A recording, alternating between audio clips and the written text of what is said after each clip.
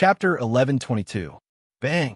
When the depressing roar that made one's heart contract and eardrums tremble reverberated from one of the passageways of Heavenly Wolf Island, the entire ground of Heavenly Wolf Island trembled for a brief moment.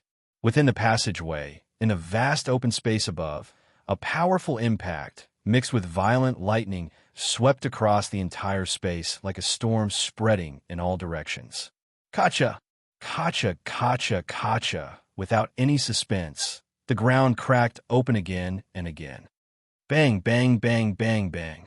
Under the attack of the substantial impact storm and terrifying lightning, the rocks that were closer to the impact site exploded one after another like fragile rubber balls. Even when he could not help but scream, she raised her hand to block in front of her. It was as if she was going against the flow in a storm and would be blown away at any time. If it was not for the fact that she was some distance away from the center of the impact, her petite figure would have been blown away. In such a situation, the entire open space at the center of the impact seemed to have collapsed and caved in extremely cleanly. As a result, the entire ground began to tremble crazily. Bolts of lightning were like pythons as they slithered back and forth on the ground. Wherever they passed, the ground would crack open. Not long after, along the center of the impact, the entire ground was covered with cracks and electric currents that moved back and forth like a spiderweb. By the time everything calmed down, it was unknown how much time had passed before it happened. Feeling that the movement had gradually calmed down, Wendy raised her head with lingering fear and looked forward. Pa! Pa! Pa! Gravel rolled back and forth on the ground that was full of cracks and electric currents, making crisp sounds. A burst of thick sand and dust filled the space. In the thick sand and dust, two figures stood facing each other from afar.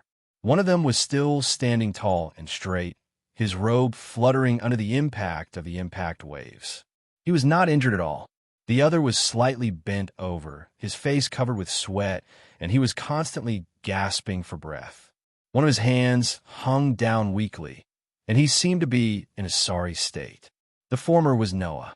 The latter was naturally Laxus. One of them had an expression as calm as an ancient well, and his posture was as calm as the wind and clouds, as if everything was normal. One of them was sweating profusely and panting heavily, cutting a sorry figure. It was clear at a glance who was strong and who was weak. However, when he noticed it, although Noah was unscathed, one of his sleeves seemed to have been burned away, and his entire body was gone. Laxus's limp hand trembled. Drops of blood dripped from the tip of his fist, dyeing a small piece of the ground red. Noah's missing hand and Laxus's trembling and bleeding hand were both the hands that had launched the attack in the previous shocking collision. Clearly, the final result was still Noah's victory. "You've really grown into a monster." Staring at Noah in front of him, Laxus seemed to have given up on something. He relaxed his body and smiled weakly. "You didn't even use magic to block my strongest attack, and you didn't even get hurt? That's not right, Laxus." Noah shook his head. "At the last moment, I used magic to strengthen my body. Otherwise, the result wouldn't be like this. Is that so?" Only then did Laxus's expression soften. He calmed his breathing and turned his gaze to Noah. "But in the battle just now, you didn't use your full strength, right?" Noah was silent. This was equivalent to admitting it. "Really?" Laxus closed his eyes and smacked his lips. "Losing to a younger brother, there's nothing more embarrassing than this." After saying this, Laxus turned around and picked up the coat that he threw on the ground. After putting it on, he slowly left. This action was undoubtedly Laxus admitting his defeat. In fact, although Laxus could continue to stand there, his magical power was almost depleted. Even if they continued to fight, the outcome of the battle would only be decided in a short moment, right? Since that was the case, he might as well just admit defeat. This was the current Laxus. If it was the previous Laxus, he definitely wouldn't be so straightforward. This man who was full of obsession could finally be so magnanimous like today. Looking at Laxus's back gradually moving away, Noah couldn't help but speak. "Are you planning to go back?" Laxus's footsteps paused slightly. Then, he returned to his original state as if nothing had happened. With his back facing Noah, he raised a hand. I'll see you in the end. After finishing his words, Laxus disappeared at the end of the tunnel. Watching Laxus leave, Noah's face couldn't help but reveal a smile. You've already lost, yet you're still acting cool. You're really not honest. Big brother Noah. Wendy ran towards Noah's direction, and when she ran to Noah, she was so excited that she started dancing. Big brother Noah, you passed. Yes. Noah patted Wendy's head. Wendy also stayed here and watched until the end. You're really amazing. No such thing. Wendy was a little embarrassed. I didn't help at all. Facing that Laxus, there aren't many people who can say that they can help. Noah chuckled. Sooner or later, Wendy will become stronger. And Wendy nodded heavily, and in her heart, she gradually began to think about becoming stronger. At this moment, the entire ground suddenly trembled for no reason. Wendy exclaimed in surprise. What's wrong? Noah frowned and looked in a direction. As far as Noah's eyes could see, he could only see the walls of the tunnel. However, Noah sensed an extremely shocking mana rising in that direction. This magic power. After feeling the aura of the magic power, Noah exclaimed in surprise. Killed us? Wendy looked at Noah with some surprise. Does that mana belong to Kildas? It can't be wrong. Noah nodded affirmatively and thought about it. It seems that Kildas is a bit serious. Who on earth chose the route that Kildas was guarding? Wendy laughed dryly. Such amazing mana. I wonder who is unfortunate enough to face it. Noah nodded in agreement. Judging from Kilda's current level of magic power, even Rax's full power was not comparable to that of Kilda's, right? As expected of Fairy Tale, the strongest sorcerer on the surface. At least, in Noah's opinion, Kildas had really surpassed Makarov in all aspects. I hope that the guy who made Kildas serious can successfully get Kildas' approval. That was Noah's current thought. As for defeating Kildas, forget it. In the face of absolute power, no matter what method one used, it was unlikely that it would be effective. To those guild members who had not reached the level of an S-rank magic shooter, Kilda's strength was an absolutely insurmountable wall. Therefore, no matter what strategy one used, it was unlikely to work. The only way to pass through the path that Kildas was guarding was to get Kildas' approval. If one were to defeat Kildas, even Alusha, Mira, and Laxus would not have a chance of winning, let alone the rest of the guild members, except for Noah. It would be interesting if I could go all out against Kildas. After leaving this thought, Noah looked at Wendy. Okay, Wendy, let's continue forward. Yes, Wendy replied obediently.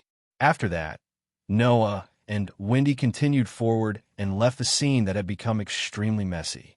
After walking in the passage for about 5 minutes, there was light in front of them, which told Noah and Wendy that they had reached the exit. When Noah and Wendy walked out of the passage, a giggling voice sounded. I knew that Big Brother Noah would be able to pass. Hearing this extremely familiar voice, Noah suddenly smiled. He raised his head and looked forward. He saw that there were already a few groups outside the exit. The one who spoke was Lysana. Chapter 1123. When Noah walked out of the passage, there were already 3 teams present. Elfman and Lysana's team, Julian and Leby's team, and Karna and Lucy's team. All 3 groups smiled at Noah, who had just walked out of the passage. Sure enough, it's impossible for Noah to fail. Lucy said to Noah with a smile. I thought Noah met Miss Mira and deliberately admitted defeat. Yo, Noah. Leby also waved at Noah with a smile on her face. We also passed. You're a man. Elfman gave Noah a thumbs up. Men should pass the first stage of the experiment. As for Julian and Karna, although they didn't greet Noah, it was obvious that they were very happy about passing the first stage of the experiment. The joy on their faces couldn't be hidden. Everyone, Wendy said in surprise. Has everyone passed? Not to mention Wendy. Even Noah was more or less surprised. Regardless of which team won the final victory, among the 3 teams that passed the first stage of the experiment, 2 of them must have met an active S-rank archmage. And since they were already here, It meant that 2 of the 3 teams had broken through the obstacles of the S-rank magic shooters to pass the first stage of the experiment. Which 2 teams had the ability to break through the S-rank Archmage's garrison? Noah, who was extremely curious, asked directly, "What kind of passage did you choose? What kind of opponents did you meet?" Hearing this, the team members who passed the first stage looked at each other and smiled. Then, the next report made Noah surprised again. "We chose the passage of the chaotic battle." Lucy made a victory gesture to Noah. "Along with us are Gadjaloo and Lily's teams, as well as Gray and Freed's teams." Wendy couldn't help but cover her mouth. In other words, Sister Lucy and Sister Kana had to defeat those 2 teams to clear the level. Rather than saying that we defeated them, it's better to say that we picked up a bargain. Karna laughed bitterly. Because we were the last to arrive at Celestial Wolf Island, the other passages had already been chosen. When we walked into the only remaining passage and arrived at the chaotic battlefield, the impatient Gray and Gadjaloo started fighting first. In the end, Gray, Gadjaloo, Freed, and Lily were all beaten black and blue, and even their mana was exhausted. Lucy laughed dryly. "So, we picked up a little bargain." "I see." Noah laughed, and then looked at Lysana and Elfman. "Then, you met an active S-rank Archmage's garrison." "It's not just an active S-rank Archmage," Karna said helplessly. "We're Met's Sister Mira." "Mira?" Noah was slightly stunned, and then he was surprised. "In other words, you defeated Mira before coming here?" Looking at Noah's surprised expression, Lysana and Elfman exchanged glances. Back to 30 minutes ago. When Noah flew directly to Celestial Wolf Island with Wendy and chose a path, the others also arrived at Celestial Wolf Island one after another after a commotion and began to choose a path. In addition to Noah and Wendy, Naz and Gadjaloo, who teamed up with Habby and Lily respectively, also took advantage of the convenience of moving and arrived at Celestial Wolf Island first. After Naz and Gadjaloo's teams, Julian and Leby's teams, and Gray and Freed's teams also landed on the island respectively. Lysana and Elfman arrived at Celestial Wolf Island one step ahead of Lucy and Karna, and chose one of the 2 remaining routes. However, the enemies waiting in front of the siblings made Lysana and Elfman experience what it meant to be shocked. Whoosh! A ferocious scaled tail that looked like a crocodile swayed in the air with a whistling sound. "I didn't expect that the ones who chose the route I was stationed to be the 2 of you," Lysana Elfman. The owner of the ferocious scaled tail let out a clear and melodious voice, as usual. That voice was already very familiar to Lysana and Elfman. But it was precisely because of this familiarity that Lysana and Elfman could tell that this voice was different from before. What was the difference? The difference was that this voice, which had always been sweet and gentle in the past, now carried the ferocious aura of a ferocious beast. Under this ferocious voice, even Lysana and Elfman couldn't help but take a step back. Almost at the same time, the voice filled with ferocious aura sounded again. "You can't back off here.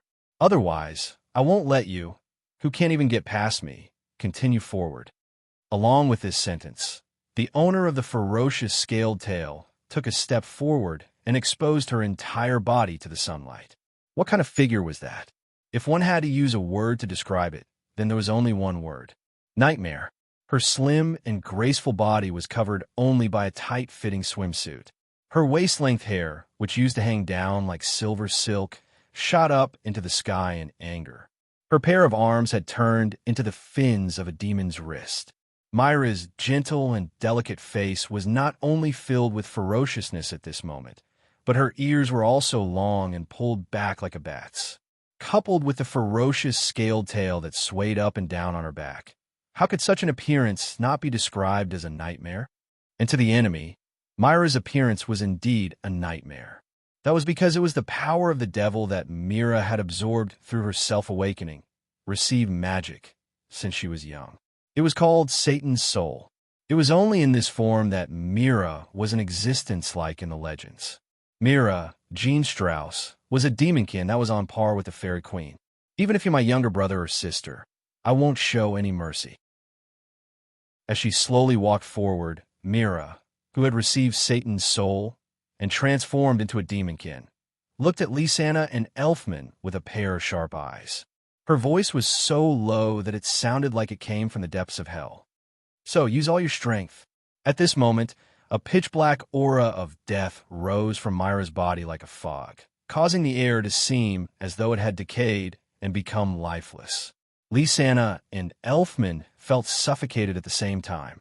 That was because both Lysana and Elfman were able to tell. Mira was definitely serious. "Sister."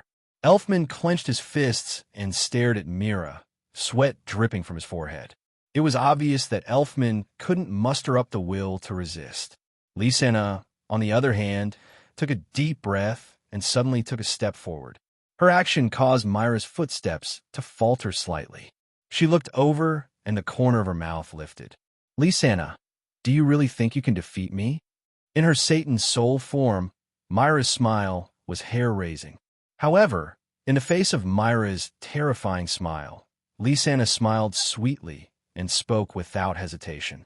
"That's right, Sister Mira. I will defeat you." "Oh." Mira smiled disdainfully. "Do you think you can do it?" "If it's my own strength, I naturally won't be able to do it." Lysana smiled confidently.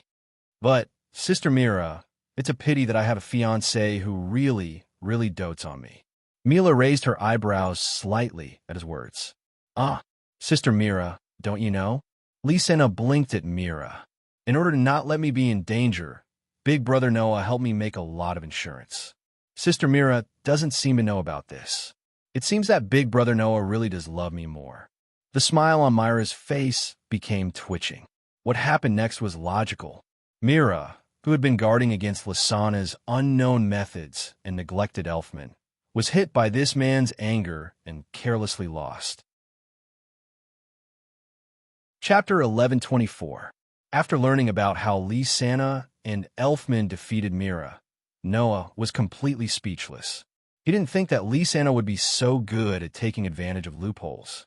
Although Mira no longer continued to be active in a magic world as a magic shooter recently and lived a rather comfortable life, even if her skills were rusty because of this, the foundation of an S-rank magic shooter was still there, after all, and would not disappear just like that. With Lysana and Elfman's strength, even if they worked together, it would be difficult for them to deal an effective blow to Mira, let alone defeat her. The problem was that Lysana had used Noah's matter to sway Mira. With Noah's position in Myra's heart, as well as Noah's fiancée, Lysana's provocation, the real reason for Myra's defeat was probably not the means that Noah had secretly prepared for Lysana, but also the lethality of Brother Noah loves me more. After all, they were both Noah's fiancés. Noah had made a lot of preparations so that Lysana wouldn't be in danger. On the other hand, not only was Mira not prepared at all, she didn't even know about this matter. With such a difference in treatment, it was already very good that Mira didn't cry. It was inevitable that she would be shaken. Her skills were rusty because she hadn't fought in a long time. She was too guarded against Lysana's unknown means and neglected Elfman's role. Her heart was shaken. These three reasons combined caused Mira, an active S-rank sorcerer, to reveal too many flaws and be taken down by Lysana and Elfman. Of course, there was another reason. That was, Myra's Satan soul wasn't a power that could be used as and when she wanted to. The so-called receiving magic was actually a magic that could absorb the power of animals, monsters, and even magical creatures into one's own body for one's own use. In the magic world, there were many sorcerers who knew how to use Receive Spell. Even Lysana and Elfman knew how to use Receive Spell. It was easy to imagine how versatile this spell was. However, apart from Mira, no one could receive the power of a demon. Naturally, this kind of power wasn't something that could be used as and when one wanted to. One weakness that couldn't be bypassed was that the mana consumption was too great. In that case, it was bound to lead to a problem. Myra's explosive power was very strong, even stronger than Alush's and comparable to Laxus's. However, she couldn't last long in battle.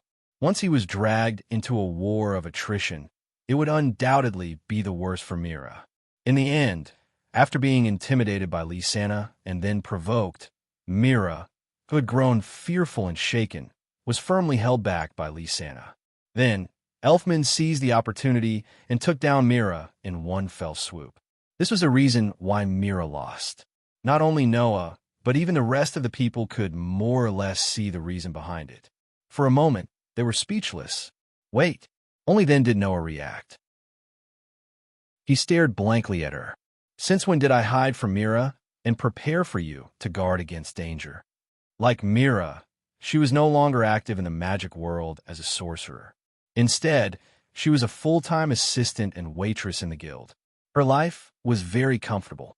How could there be any danger in such a life? Moreover, before returning to this world, Noah really didn't have many tricks up his sleeve. Naturally, he didn't prepare anything for Lysana to guard against danger. If he did, Noah definitely wouldn't treat Mira differently and neglect her. This was the only thing that Noah was absolutely certain of. Noah loved Mira and Lysana equally. There was never a saying of who he loved more. She should know this better than anyone else, right? Thus, she smiled slyly. Of course I'm lying to Big Sister Mira. If Big Brother Noah really prepared such an important thing for me, how could I not tell Big Sister Mira immediately? Hearing this, the corners of Noah's eyes began to twitch. Oh. Lucy laughed out loud. Noah, you're in trouble this time. Not to mention Lucy, even Lebby, Kana, and even Julian were snickering. Wasn't that right? Undoubtedly, there was no difference in treatment. Now that Lysana had cheated him, Noah could already imagine how aggrieved Mira would be when they met again. Noah really didn't feel good. When Noah's expression darkened, when he hurriedly changed the topic as if to smooth things over. Then, which S-rank sorcerer did Big Sister Ruby and Big Sister Julian meet this time?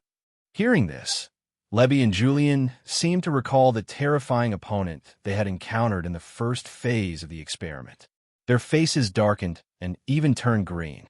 However, at the same time, a look of relief appeared on their faces. Time once again returned to 30 minutes ago. Lysana and Elfman were the second-last team to arrive at Celestial Wolf Island.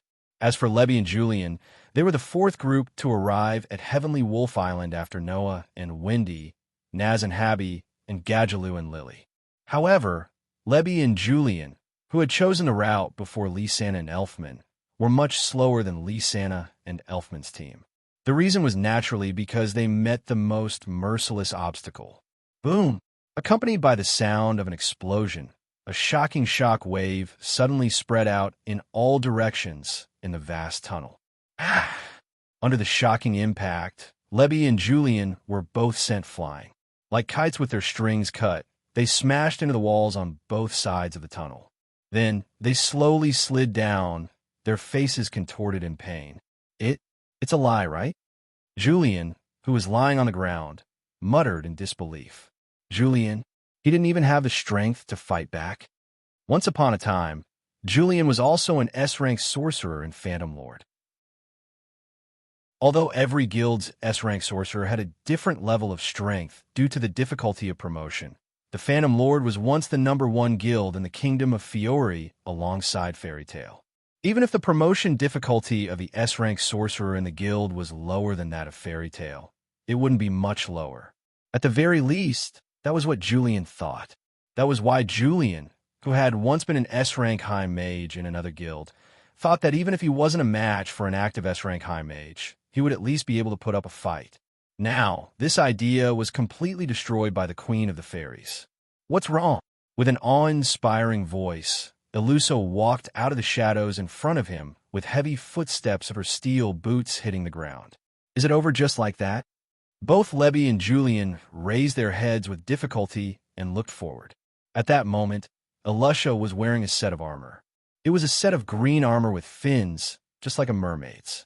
The ears had also turned into fins. Wearing this set of armor, Elusa held a light green sword in her hand and had a stern expression on her face. If you can't even handle this, then don't even think about becoming an S-rank sorcerer. Hearing this, Julian bit his lips and forced himself to stand up, still in pain. Wait, Julian! Levi also struggled to stand up, but she still tried to persuade him. That's the Sea King's armor, which can increase your resistance to water magic and nullify water magic attacks. If you use water magic, Even if you force yourself to attack, you won't be able to defeat Ilusa. Then what should we do? Julian helplessly asked Lebby for help. Jalibian only knows water elemental magic. Lebby was also at her wit's end. But inadvertently, Lebby touched a red string in front of her. She paused for a moment. Then an idea flashed through her mind. Aren't you going to continue attacking? Alusha's merciless whipping was getting closer and closer. If that's the case, then I'll do it. Just as Alusha was about to rush forward, Lebby suddenly shouted, "Hey, I have something very important to tell you."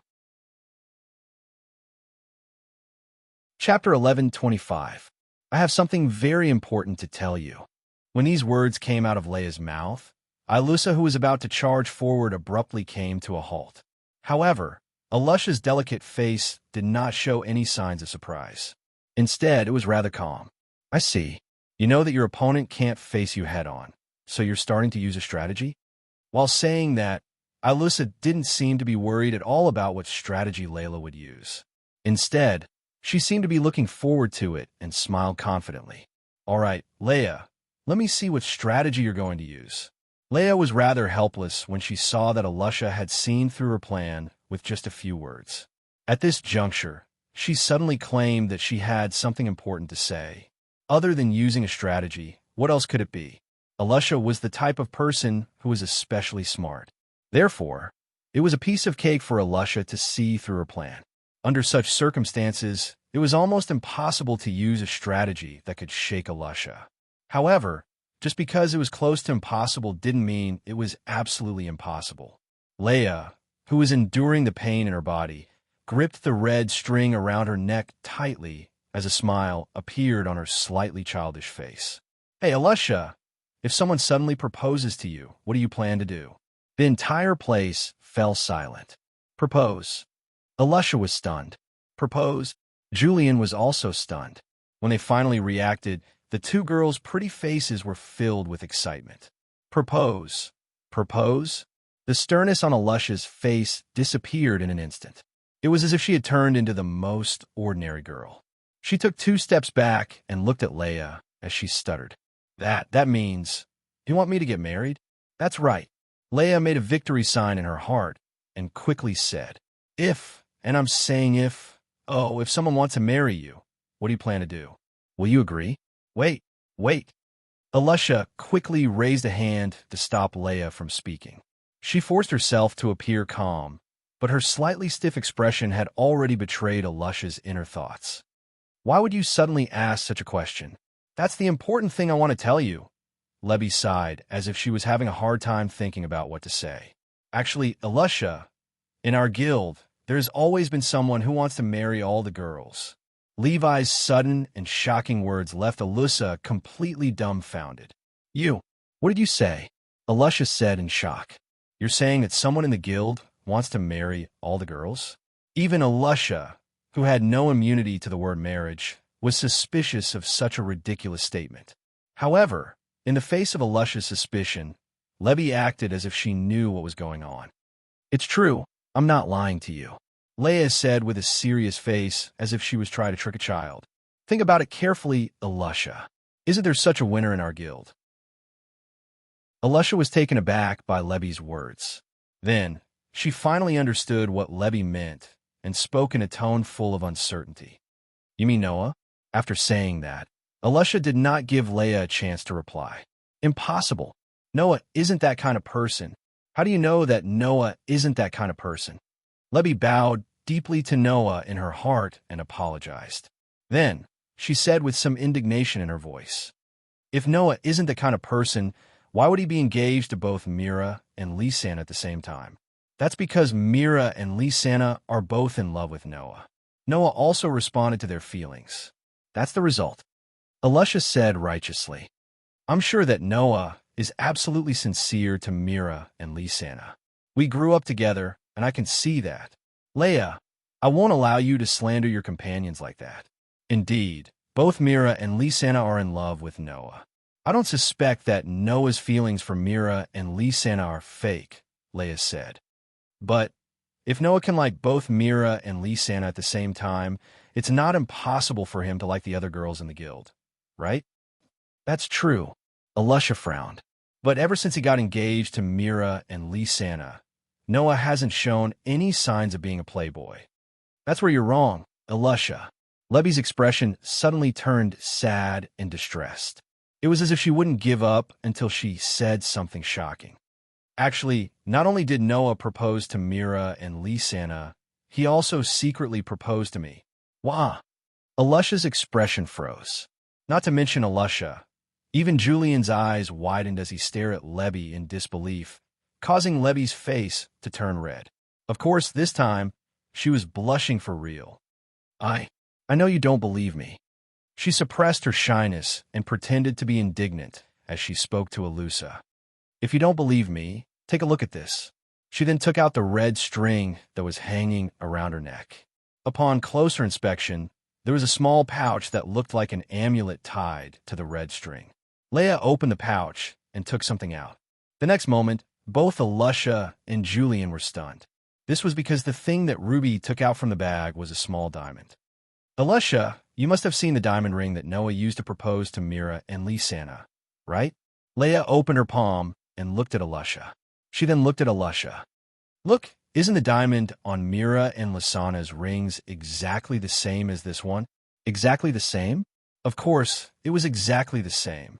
Back then, when Noah ordered the two rings, there was a small portion of the diamond left behind.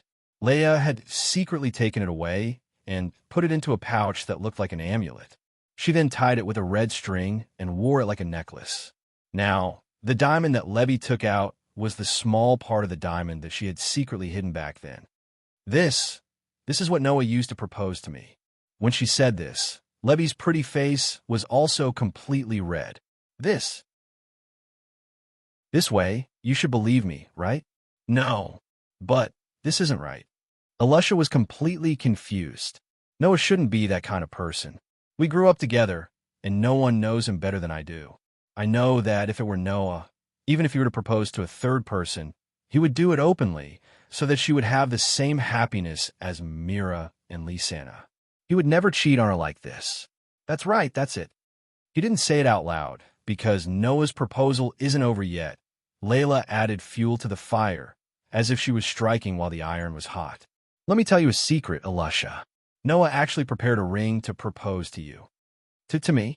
Elusa's head turned red with a bang, and smoke rose from it. No, I'm not mentally prepared yet to get married. Leia's eyes lit up when she saw that Elisha was in a state of confusion. She finally made her final move.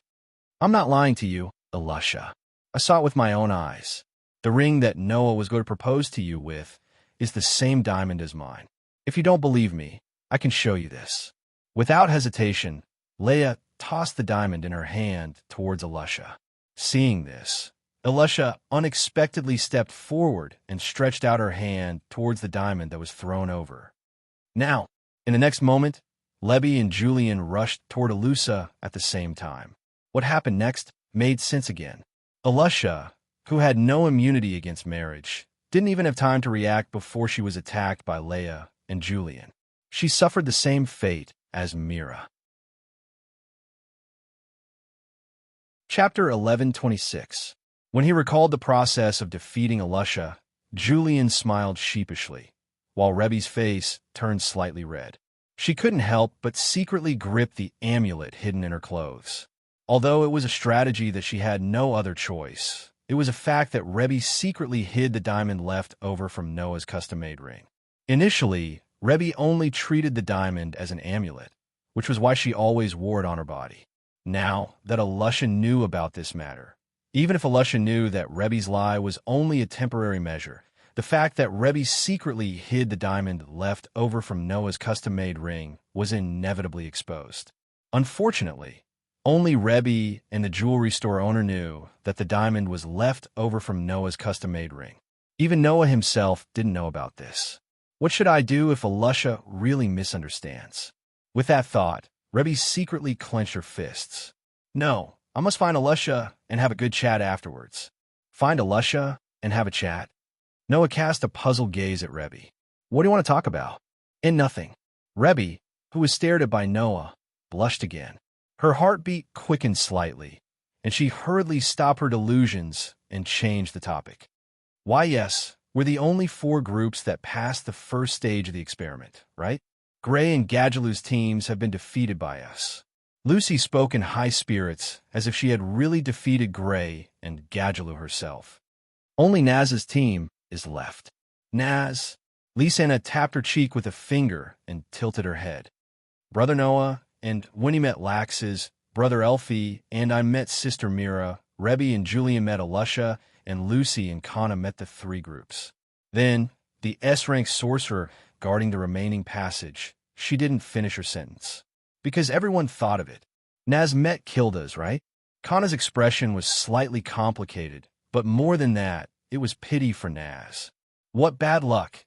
Admittedly, Naz's strength was one of the best in Fairy Tale, but Kilda's was the strongest sorcerer in the guild. Even Alusha could defeat Naz in one hit, let alone Kilda's, who was far stronger than Alusha. Is that so? Lucy said with some pity. Gray was eliminated. Will Naz be eliminated too? Just as everyone was thinking about this, Noah suddenly had a thought and smiled. That's not necessarily true. Everyone present was stunned. Under everyone's gaze, Noah turned his head and looked at the exit of the remaining passage. Everyone followed Noah's gaze and looked over. In the next second, a figure slowly walked out from the inside of the passage, and there was a cat with open wings floating in the air beside him. Who else could it be but Naz and Habby? Naz actually passed Kilda's test. If it was a normal situation, everyone would be shocked. However, at this very moment, no one present had the energy to be shocked. It was because Naz, who had walked out of the passage, was not as noisy and carefree as before. Instead, he lowered his head and hid his expression under the shadows.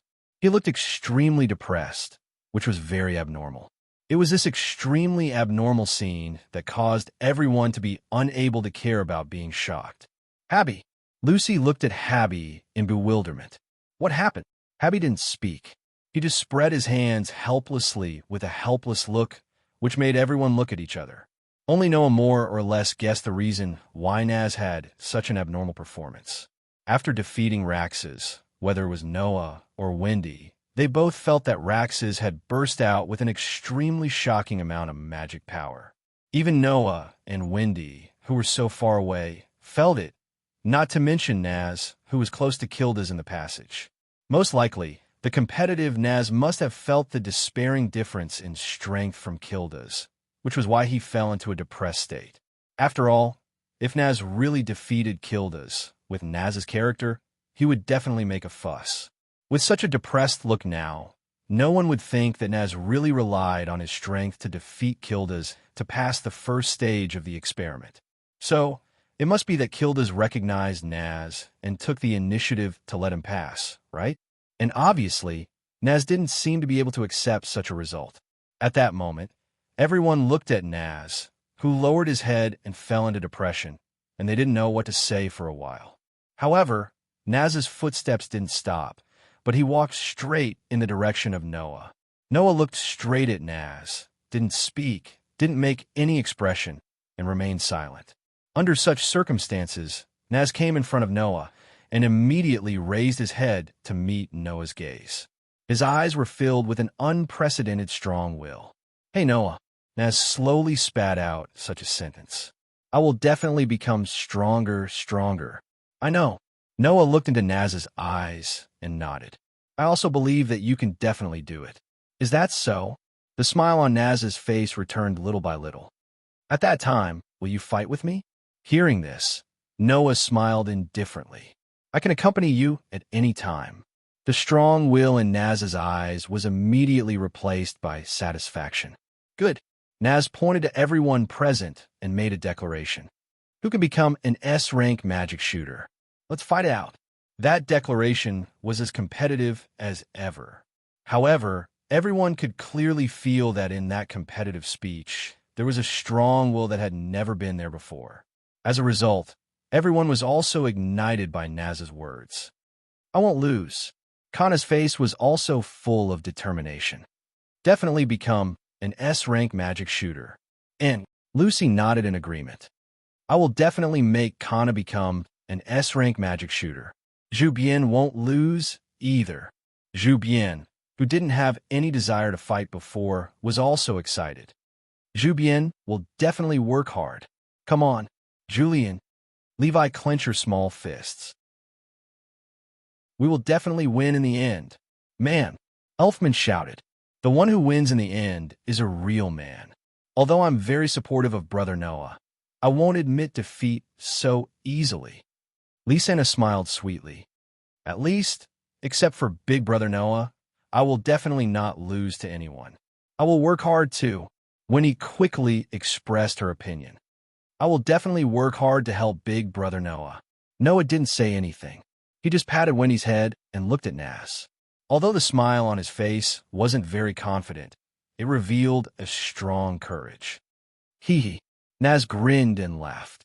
Very good, I'm burning. Love. Hubby was so excited that he flew around in the air. Looking at the scene that was completely ignited by Naz's will, Noah's heart was filled with all kinds of emotions. Such charisma, as expected of a dragon's child. At this moment, another voice suddenly cut in. It's best if you can have confidence. Hearing this voice, everyone turned their heads and looked at the source of the voice. There, Makarov walked over step by step, looked around at everyone and nodded. There are actually so many teams that passed the first stage of the experiment. Wasn't that right? 7 routes, 3 of them would intersect, and only 1 team could be determined. The other 4 routes were all guarded by S-rank magic shooters. If something went wrong, it could really lead to only 1 team being able to pass the first stage of the experiment. Now all 4 S-rank magic shooters have been broken through. Even if the rest didn't break through directly except for Noah, it was still surprising. Then, let's begin the second stage of the experiment. Makarov directly announced. Next, you must find the mausoleum of the first president, Mavis Viamilio. The time limit is 6 hours. If you don't reach the destination in 6 hours, the team will be eliminated. Understood? Yes. Everyone nodded in response. Chapter 11:27. In one of the corners of Celestial Wolf Island, there was a temporary camp. It was made up of several tents, and it looked like a campsite used for camping. At this time, in one of the tents in the camp, Gray, Gadjaloo, Freed, and Lily were lying on top of it. They had bruises all over their bodies, and they were rubbing them while groaning in pain. It hurts. Gray rubbed his almost disfigured face and looked at Gadjaloo with a ferocious gaze. You bastard, aren't you being too heavy-handed? What does it have to do with me? Gadjaloo said with his nose in the air. You're too weak. I didn't even have time to use my strength. What did you say? Gray was furious. Just as he was about to get up, he lay down again because he pulled his wound. Hee hee. Gadjaloo just wanted to mock him, but he also pulled his wound, causing him to howl in pain. Looking at Gray and Gadjaloo, who still insisted on quarreling even in their injured state, Freed and Lily, who were also lying on the side, were quite speechless. But there was nothing they could do about it. The gap in strength between these 4 people was not very big. If they were to fight, it would only end in a situation where both sides would suffer great losses. Of course, if there was a winner, then presumably, even if they were seriously injured, Gray and Gadjaloo wouldn't be so hot-tempered, right? The problem was that not only did the team of Gray and Gadjaloo not have a winner, but Lucy and Kana also took advantage of the situation and eliminated both Gray and Gadjaloo. That was the reason why these 2 people were so noisy. Like Gray and Gadjaloo, Freed and Lily were also injured in the fight, and now they were lying here. But compared to Gray and Gadjaloo, who were making a ruckus after being picked up, Freed and Lily weren't that unwilling. If one had to say what kind of emotion he would have after this result, it would only be regret. I already knew beforehand that there would be people from Group 3 joining the chaotic battle. In the end, I still made the mistake of being a fisherman benefiting from the fight between the Sandpiper and the Clam, Freed's side. How embarrassing. There's nothing we can do about it. Lee's injuries were the lightest, and he was also the most open-minded. After all, we are just partners of Gadjaloo and Gray. Our main responsibility is to support them. Since they want to fight, we can only accompany them. In fact, it was the 2 impatient people, Gray and Gadjaloo, who couldn't wait to fight when they encountered each other in the passage. Even Fred and Lily could only participate in the battle. They fought until both sides were injured. In the end, it led to Lucy and Kana taking advantage of the situation. If Gray and Gadjaloo could obediently wait for Kana and Lucy to appear, the result would definitely not be like this. It's too late to say anything now. Since it has already happened, there's nothing we can do about it. Freed seemed to have gotten over it, but then he frowned again and looked in a direction. But what's going on with them? Hearing this, Lily also looked over and then revealed a look of confusion. He saw that at a wooden table outside the tent, Elusha and Mira were sitting there with their heads lowered, falling into a state of extreme depression. Elusha's expression alternated between green and red. I didn't expect that I would actually fall for such an obvious trick, but there's nothing I can do about it. It's a sacred marriage. Besides, it's not like I haven't thought about getting married, not to mention that the other party is Noah. Obviously, Elusha's expression turned green because she regretted it, and her expression turned red because she was still immersed in the delusion of marriage. As for Mira, not only was she completely depressed, but she also seemed to be unwilling to believe the truth as she kept muttering. Noah really does love Lee Sena a little more, a little more, a little more. It seemed that those words had really ruthlessly stabbed Myra's heart, causing her to bleed nonstop. Just like that, the two strongest female sorcerers in the Fiori Kingdom's #1 guild, Fairy Tale, were completely immersed in their own world, and their backs were dim. Seeing this scene, Freed and Lily could only look at each other. After a while, Lily lamented, "There are indeed many weirdos in this guild." "You can't say that," Freed said in a serious tone. "Maybe Elusha and Mira really have something on their minds, and, as companions, we should go and care for them. Is that so?" Lily frowned. "But my intuition tells me that it's better not to get close to Elusha and Mira now."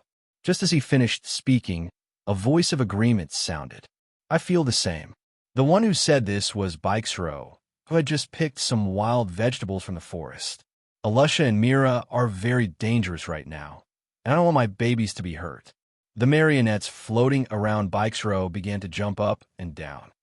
"Anyway, just don't bother with them." Abigrin also walked out of the forest with a bunch of wild fruits in her hands. She looked like she had nothing to do with this matter. "It's not like you don't know what those two women are like when they're angry."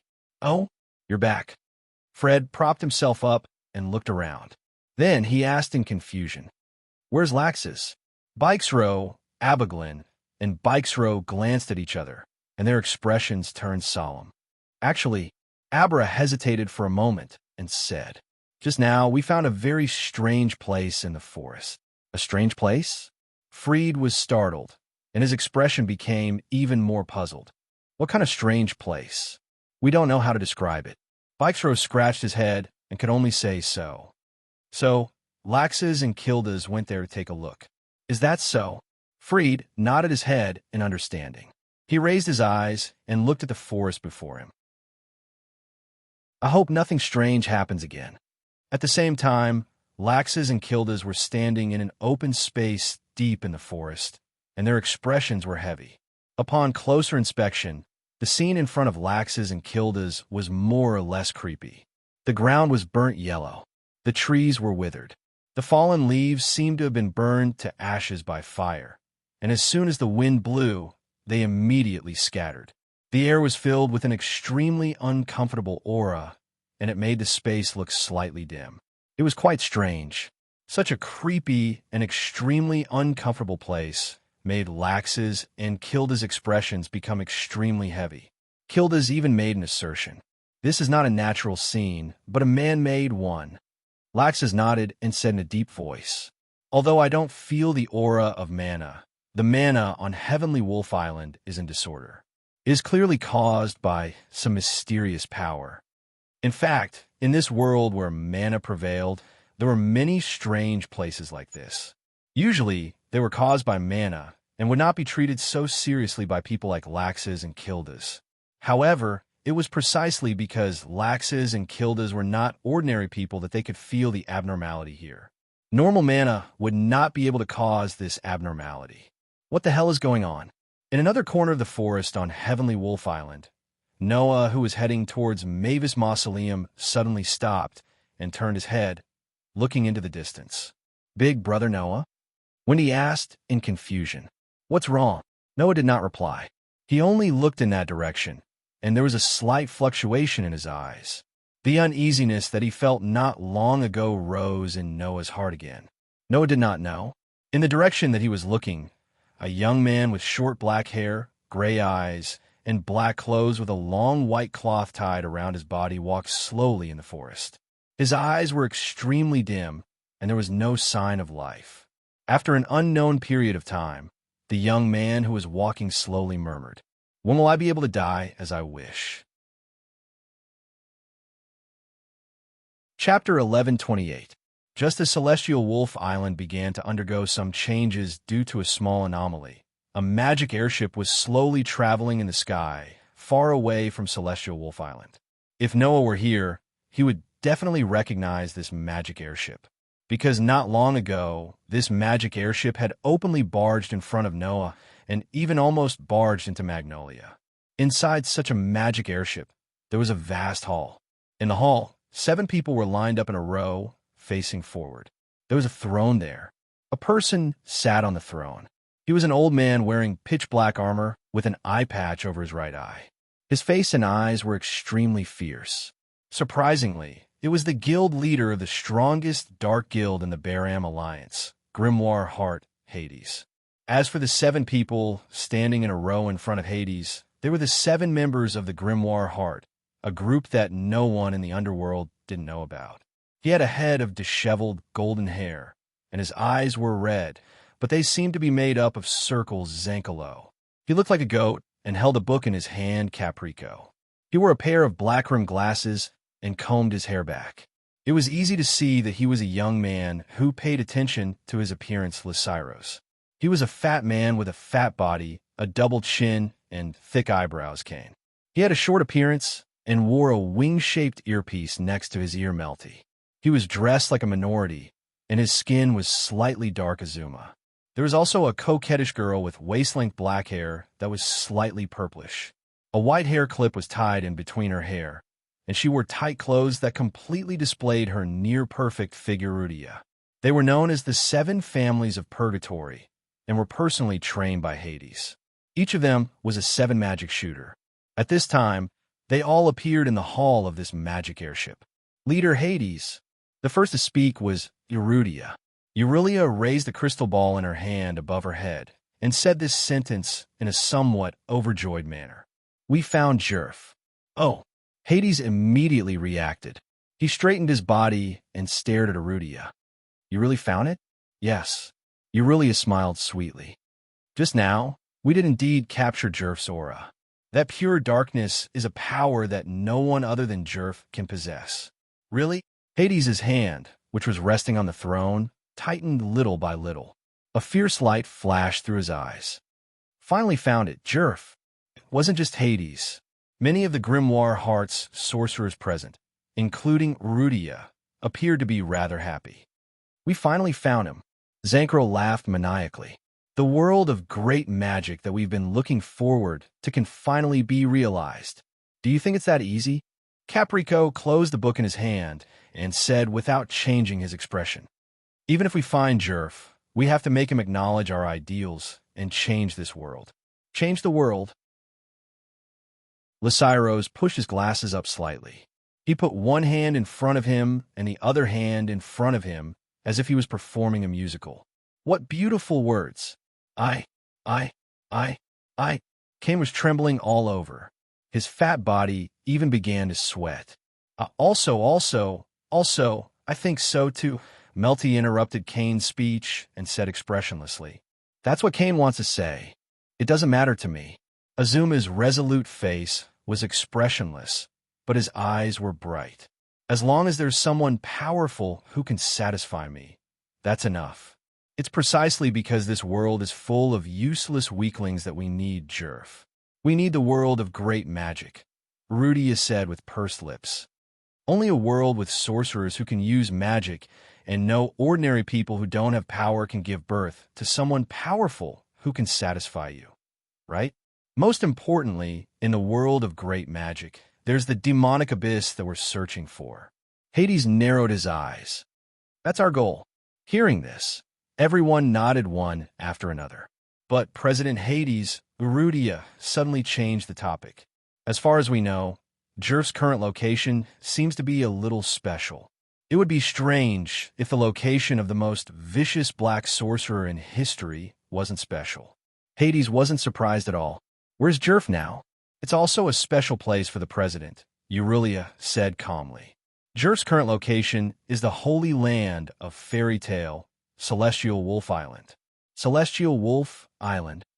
Hades raised his eyes slightly. I see. It's indeed a very special place. I've heard that Fairy Tale is currently conducting the S-rank magic shooter advancement test on Heavenly Wolf Island. All the elites of the guild are gathered on the island. Erudia's voice suddenly lowered, and her eyes became gloomy. That person is there as well. Hearing this, the atmosphere in the hall of the airship became heavy. Everyone present knew who the person Erudia was talking about was. Not long ago, that person fought to a draw with Hades, whom the 7 families of purgatory worshipped as a god. Even Hades couldn't do anything to that person. When this matter was first known, almost no one here was willing to believe it. But after Hades himself tacitly acknowledged this matter, the 7 families of purgatory fell silent. In particular, Rudia, who had personally witnessed the entire process of the earth-shattering battle between Noah and Hades, developed some reverence and fear for that person. That brat is also on Celestial Wolf Island? Hades's face was cold. Well, it's about time for me to get sick of watching Fairy Tale. A guild that doesn't even understand that the essence of magic is darkness, and still yearns for the complete opposite of light.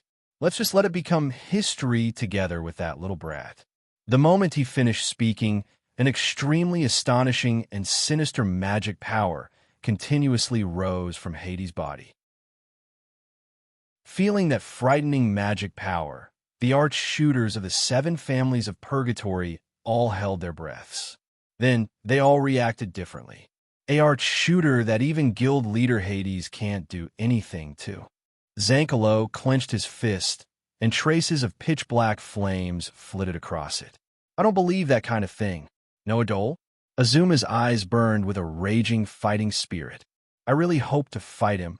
The others also had their own thoughts. Most of them were arrogant and unruly, and wanted to defeat Noah and prove their strength.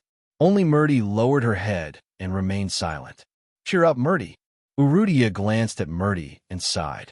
You're a trump card to deal with that person. Only you can truly kill him, so don't forget your mission. Murdy's gaze fluctuated slightly, but soon returned to normal and spat out a sentence. I'll kill him, bang. Accompanied by a heavy muffled sound, a huge magic beast flew out like a kite with a broken string. After heavily smashing into a cliff, its head tilted and it fainted. Phew! Noah breathed a sigh of relief, withdrew his fist, and laughed bitterly. This forest is still the same as before. There are magic beasts everywhere. Forget it. Compared to the other teams that don't know their destination, we're already considered lucky. Hearing this, Wendy looked straight at Noah and did not look away. Noah asked doubtfully, What's wrong? That, when he hesitated for a moment and said, Brother Noah, is there something on your mind?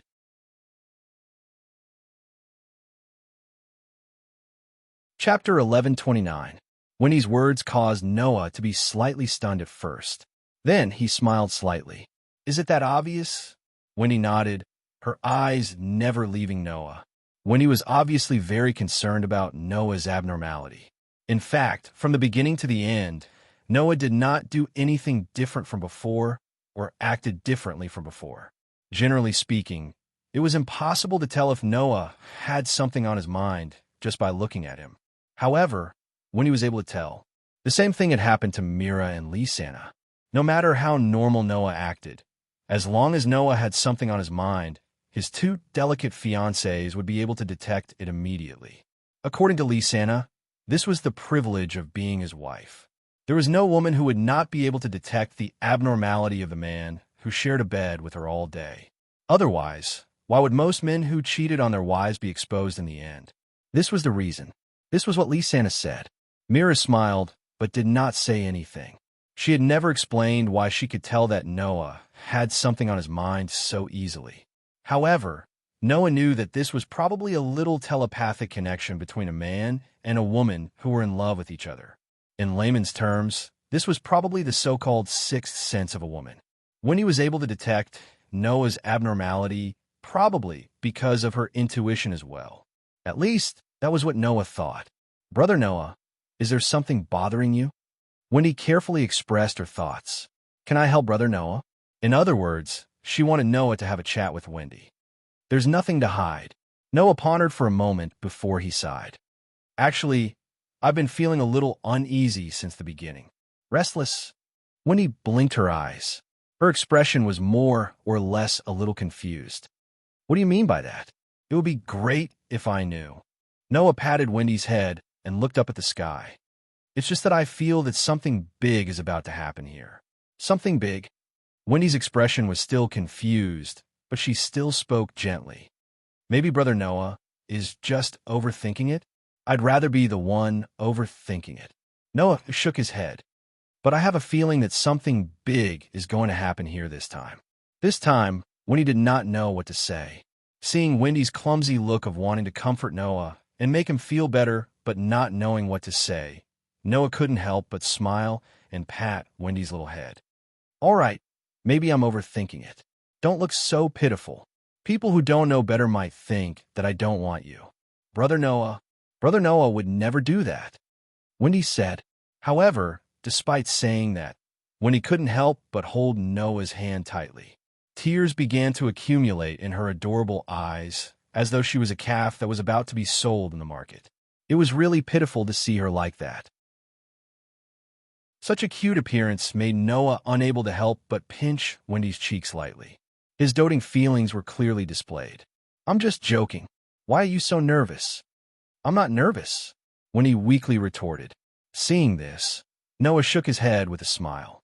He let Wendy hold his hand and said, All right, let's go. All right, let's keep going. Otherwise, she'll definitely arrive before us. Lysana had once followed Noah to Celestial Wolf Island. At that time, Noah and Lysana had found Mavis Mausoleum under the guidance of the first president. Now, although 2 years had passed, Lysana should not have forgotten the location of Mavis Mausoleum. If he didn't hurry over, that little girl would definitely be impatient and arrive before Noah. Then, she would use this opportunity to tease Noah. As for the others, they would not even know the location of Mavis Mausoleum. They would probably spend quite a bit of time wandering around Celestial Wolf Island, and might even be eliminated when the time limit was up. Thus, in this segment, Noah and Lysana, who knew the location of Mavis Mausoleum, had a huge advantage that the others did not have. 6 hours was enough for Noah and Lysana to arrive at the location of Mavis Mausoleum. Immediately, under Noah's lead, Wendy slowly moved towards the Celestial Wolf Tree at the center of Celestial Wolf Island. It was a pity that Noah and Wendy's journey did not last long. Roughly 20 minutes later, when Noah cleanly dealt with another batch of magical beasts that had suddenly jumped out, a strange feeling appeared in the range of Noah's sensory ability. What kind of feeling was that? Noah could not explain it clearly. Noah only knew that when that feeling appeared in the range of his sensory ability, his body abruptly started to heat up and his limbs started to involuntarily surge with power. Sensing this feeling, Noah's heart suddenly trembled. That was because this feeling was not unfamiliar to Noah. It was the premonition of the Godslayer's body entering a state of battle when encountering a god. Sensing this, Noah's heart suddenly trembled, and his footsteps immediately came to a halt. Wendy, who was happily holding Noah's hand, also stopped, a question mark appearing in her head. Big Brother Noah? Noah did not have the spare energy to pay attention to Wendy, and instead turned his head abruptly and spoke in a deep voice towards the direction of the nearby thicket. Who's there? Come out. As soon as his voice fell, the entire space was filled with an indescribable silence. Wendy sensed that the atmosphere was not right, and slightly hid behind Noah. Noah, subconsciously protected Wendy behind him, and his gaze was fixed on the thicket in front of him. In the next second, a figure approached from afar, and with extremely clear footsteps and the sound of friction, slowly walked out of the thicket. It was a youth. He looked to be in his teens and was quite young. Like Noah, he had a head of pure black short hair, and his entire appearance gave off a harmless feeling. However, it was precisely this harmless-looking youth that made Noah's body slightly tense, because the feeling that made Noah feel as if he had met a god, and his body automatically entered battle mode, came from the youth in front of him. If that feeling was a little stronger, then Noah's body would definitely enter battle mode in an instant. At that time, Noah could basically be sure that he had met the god that the god slayer was destined to kill. However, although the youth in front of him made Noah's body instinctively feel as if he had met a god, Noah could be sure that he was definitely not a god. The reason was also stated: that feeling was too weak and could only barely make Noah's body instinctively react, and was far from being able to enter battle mode. But even so, it was enough to make Noah pay attention, even if the other party was not a real god. But to be able to make Noah's body react as if he had met a god, it was enough to prove that the other party was not simple. Under such circumstances, Noah stared at the youth and spoke indifferently. "Who are you?" The young man didn't say anything. Just like Noah, who was staring at him closely, he stared at Noah and opened his mouth. "And who are you? Why do I feel that you are extremely dangerous?" If those who knew the youth's true identity were to hear what he was saying to Noah, they would definitely be very shocked. Unfortunately, Noah was not clear about the youth's identity, and only knew that he was definitely not someone he knew. "Answer my question first." Noah's tone began to carry some hostility. "Why are you, who is not a member of our guild, in our guild's sacred land?" Hearing this, the youth fell silent. "I see." The youth's face was somewhat melancholy. "Is this island managed by someone?" Hearing this, Noah's brows furrowed deeply.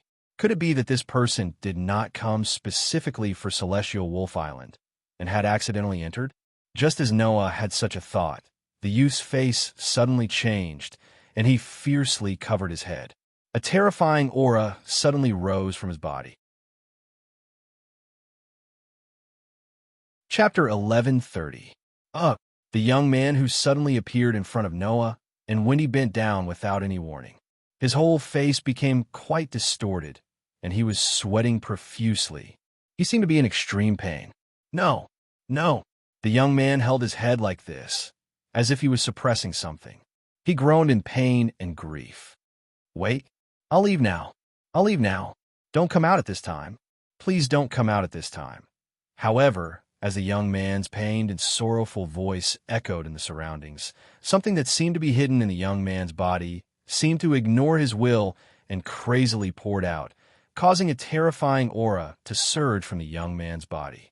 Feeling the sudden surge of terrifying aura from the young man's body, Noah's pupils shrank, and in the next moment, his heart suddenly trembled. "Oh no!" Without any hesitation, Noah turned around and hugged the bewildered Wendy. At the same time, as if he was suppressing something in his body, the young man, who was holding his head with a face full of pain, suddenly let out a loud cry. "Wong!" Along with a strange trembling sound, a fog-like darkness surged out from the body of the youth who was screaming in pain. It was like the purest darkness, containing an extremely dense wave of death, a darkness that was so terrifying that it made people despair. The dense darkness, like a fog, surged crazily with the young man's body as the center. Then, like a pitch-black airflow, it revolved around the young man's body and gradually formed a pitch-black protective shield. In the pure darkness, the young man screamed in pain, and his pair of extremely dim eyes suddenly turned into a strange red color. Immediately after, the dense darkness that constantly revolved around the young man's body suddenly exploded like a violent impact. Dong! In the blink of an eye, the terrifying darkness turned into a violent gust of wind that covered the entire surrounding space. At this moment, Noah just turned around and hugged Wendy in his arms. In other words, the whole change happened in less than a second. Thus, in order to protect Wendy, Noah's body was also covered by the thick darkness. Noah only had time to hug Wendy before everything in front of him turned into darkness, depriving Noah of his entire vision. At this moment, Noah felt as if his entire body had sunk into a bottomless swamp.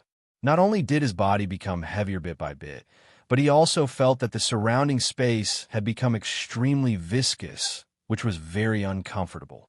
Then a strange phenomenon occurred. Buzz! In Noah's heart, the outline of the stone plate that was connected to the 10 patterns suddenly trembled and emitted a shocking light. Naturally, only Noah was able to detect this phenomenon. It was precisely because he noticed this phenomenon that Noah's heart suddenly tightened. He finally understood something. Immediately, the violent storm-like dense darkness slowly receded from the space and gradually dissipated. Noah only felt that his entire body that had become incomparably heavy suddenly became light again. In the surrounding space, the extremely uncomfortable stickiness also suddenly receded, and everything returned to its original state. Thus, Noah quickly opened his eyes. Everything that entered his eyes made Noah stunned for a moment. In the range of Noah's vision, the forest that was previously full of vitality directly turned into a land of death. Whether it was the flowers, grass, trees, wood, or even the air, all of them seemed to have been sucked out of life, and all of them withered. What is this? Wendy, who was completely unable to react at all, opened her eyes subconsciously in Noah's arms. Similarly, she also saw the surrounding scene of death and was stunned for a moment. Only the young man who caused all of this seemed to be relieved of a heavy burden. He half knelt on the ground, as if he had exhausted all his strength. While panting rapidly, he looked at Noah with an extremely incredulous expression. You didn't die?" The young man couldn't help but be shocked. From the changes in the surroundings, it could be seen that the dense darkness that originated from the young man just now could suck out all of life and cause life to wither in an instant. And obviously, humans were also in the same category. An ordinary human, if deeply trapped in the dense darkness just now, would have all of his life force sucked out and become a dried corpse. Noah, on the other hand, was not affected in the slightest. How could the young man not be shocked? But Noah did not seem to be surprised at all. Holding Wendy, he stared at the young man who was looking at him with an incredulous expression and said word by word, "You have the curse of God on your body." Yes, this young man had the curse of God on his body. Therefore, even if the young man was not God, he could still make the God Slayer, Noah, as if he had encountered God. However, it was quite weak. Therefore, when the dense darkness erupted, the authority in Noah's body that was called the God-slaying power reacted. The reason was this, and the young man's expression suddenly changed after hearing Noah's words. The way he looked at Noah also changed. "So that's how it is." The young man stared at Noah, shocked and calm as he said this. "Do you have the same thing on your body?" After saying this, the young man seemed to deny his own statement and shook his head slightly. "No, that's not right. The thing that exists in your body is not a curse, but it is the same as the curse in my body, the power of God." Hearing this, Noah slowly clenched his fist. Noah was not surprised that a human had the curse of God on their body, because in the God-Slayer world, Noah also encountered the same thing. What really made Noah feel incredulous was not the curse on the young man's body, but the fact that the curse came from God itself. What did this mean? It meant that in this world, there was also the existence of God, a human with the power of God. The young man muttered this sentence, and the way he looked at Noah changed again. If before the young man's eyes were filled with disbelief and disbelief, then now, the young man's eyes were filled with pure joy. In fact, it could even be described as ecstatic. "That's right. This will work. This will work." The young man stood up shakily and stretched out a hand in the direction of Noah. His hand was still trembling, and he slowly walked in the direction of Noah as if he was crying tears of joy. If a human's power is unable to kill me who has the curse of God, then, with the power of God, you will definitely be able to kill me. You will definitely be able to. Seeing the young man crying tears of joy, Noah calmed down. Whether or not God existed in this world was no longer important. Anyway, it was not the first time Noah had seen God, and even killed God. Now, there was only one thing to be concerned about. Who are you? This sentence caused the trembling young man to stop in his tracks, and his lips slowly opened. Just as the young man was about to say something, another accident happened. Boom! A huge flower of light suddenly exploded in the sky above Heavenly Wolf Island. It was so eye-catching that it would definitely attract the attention of everyone on Heavenly Wolf Island. Seeing this flower of light, Noah's expression finally changed. This was because that flower of light was the unique signal of the fairy tale. Once the signal appeared, it meant one thing: enemy attack. Someone was about to attack Heavenly Wolf Island. Noah's ominous premonition came true. The young man raised his head and looked at the signal in the sky. Just as the young man raised his head, an impact exploded on the back of his head, causing him to groan and fall to the ground. Noah immediately stretched out his hand and grabbed the back of the young man's collar. Seeing Noah suddenly knock the young man unconscious when he was completely at a loss. However, now was not the time to be concerned about this. At such an important moment, they could not allow an unidentified person who carried the curse of God to wander around Heavenly Wolf Island. Carrying the young man, Noah shouted at Wendy without turning his head. "Wendy, let's go to camp." Chapter 11:31. Whoosh! In the vast and dense forest, there was a black shadow that ordinary people could not compare to. One could only faintly see a black line flashing through the forest at an extremely fast speed. It caused a faint sound of breaking through the air, reverberating throughout the entire space. The trees in the forest were quite dense. It could be said that even the furthest distance between two trees was only a short 2 to 3 meters. With the black shadow's speed, it could cover this 2 to 3 meter distance in the blink of an eye. Traversing through such a dense forest at such an astonishing speed, then it would definitely knock into a tree trunk in an instant, right? However, it was as if the black shadow wanted to overturn this theory. Its body was like a stream of light. It was as if it had turned on a radar that had a comprehensive scan. It clearly knew the location of every tree, with extreme agility that even the spirit monkey could not match. It shuttled through the dense forest without any hesitation. During this period, the black shadow was not able to knock into a single tree. Moreover, it was carrying a petite and cute young girl in one hand and a young boy in the other, but it was not affected at all. This degree of agility and dexterity was simply shocking. Gradually, the speed of the black shadow was like a gust of wind, bringing along a whistling sound as it swept up layers of fallen leaves on the ground. Like an arrow released from a bow, it shot rapidly toward a certain direction in the forest. With such a speed, Wendy could not even open her eyes. She could only close her eyes tightly, her small hands tightly grabbing onto the clothes in front of Noah.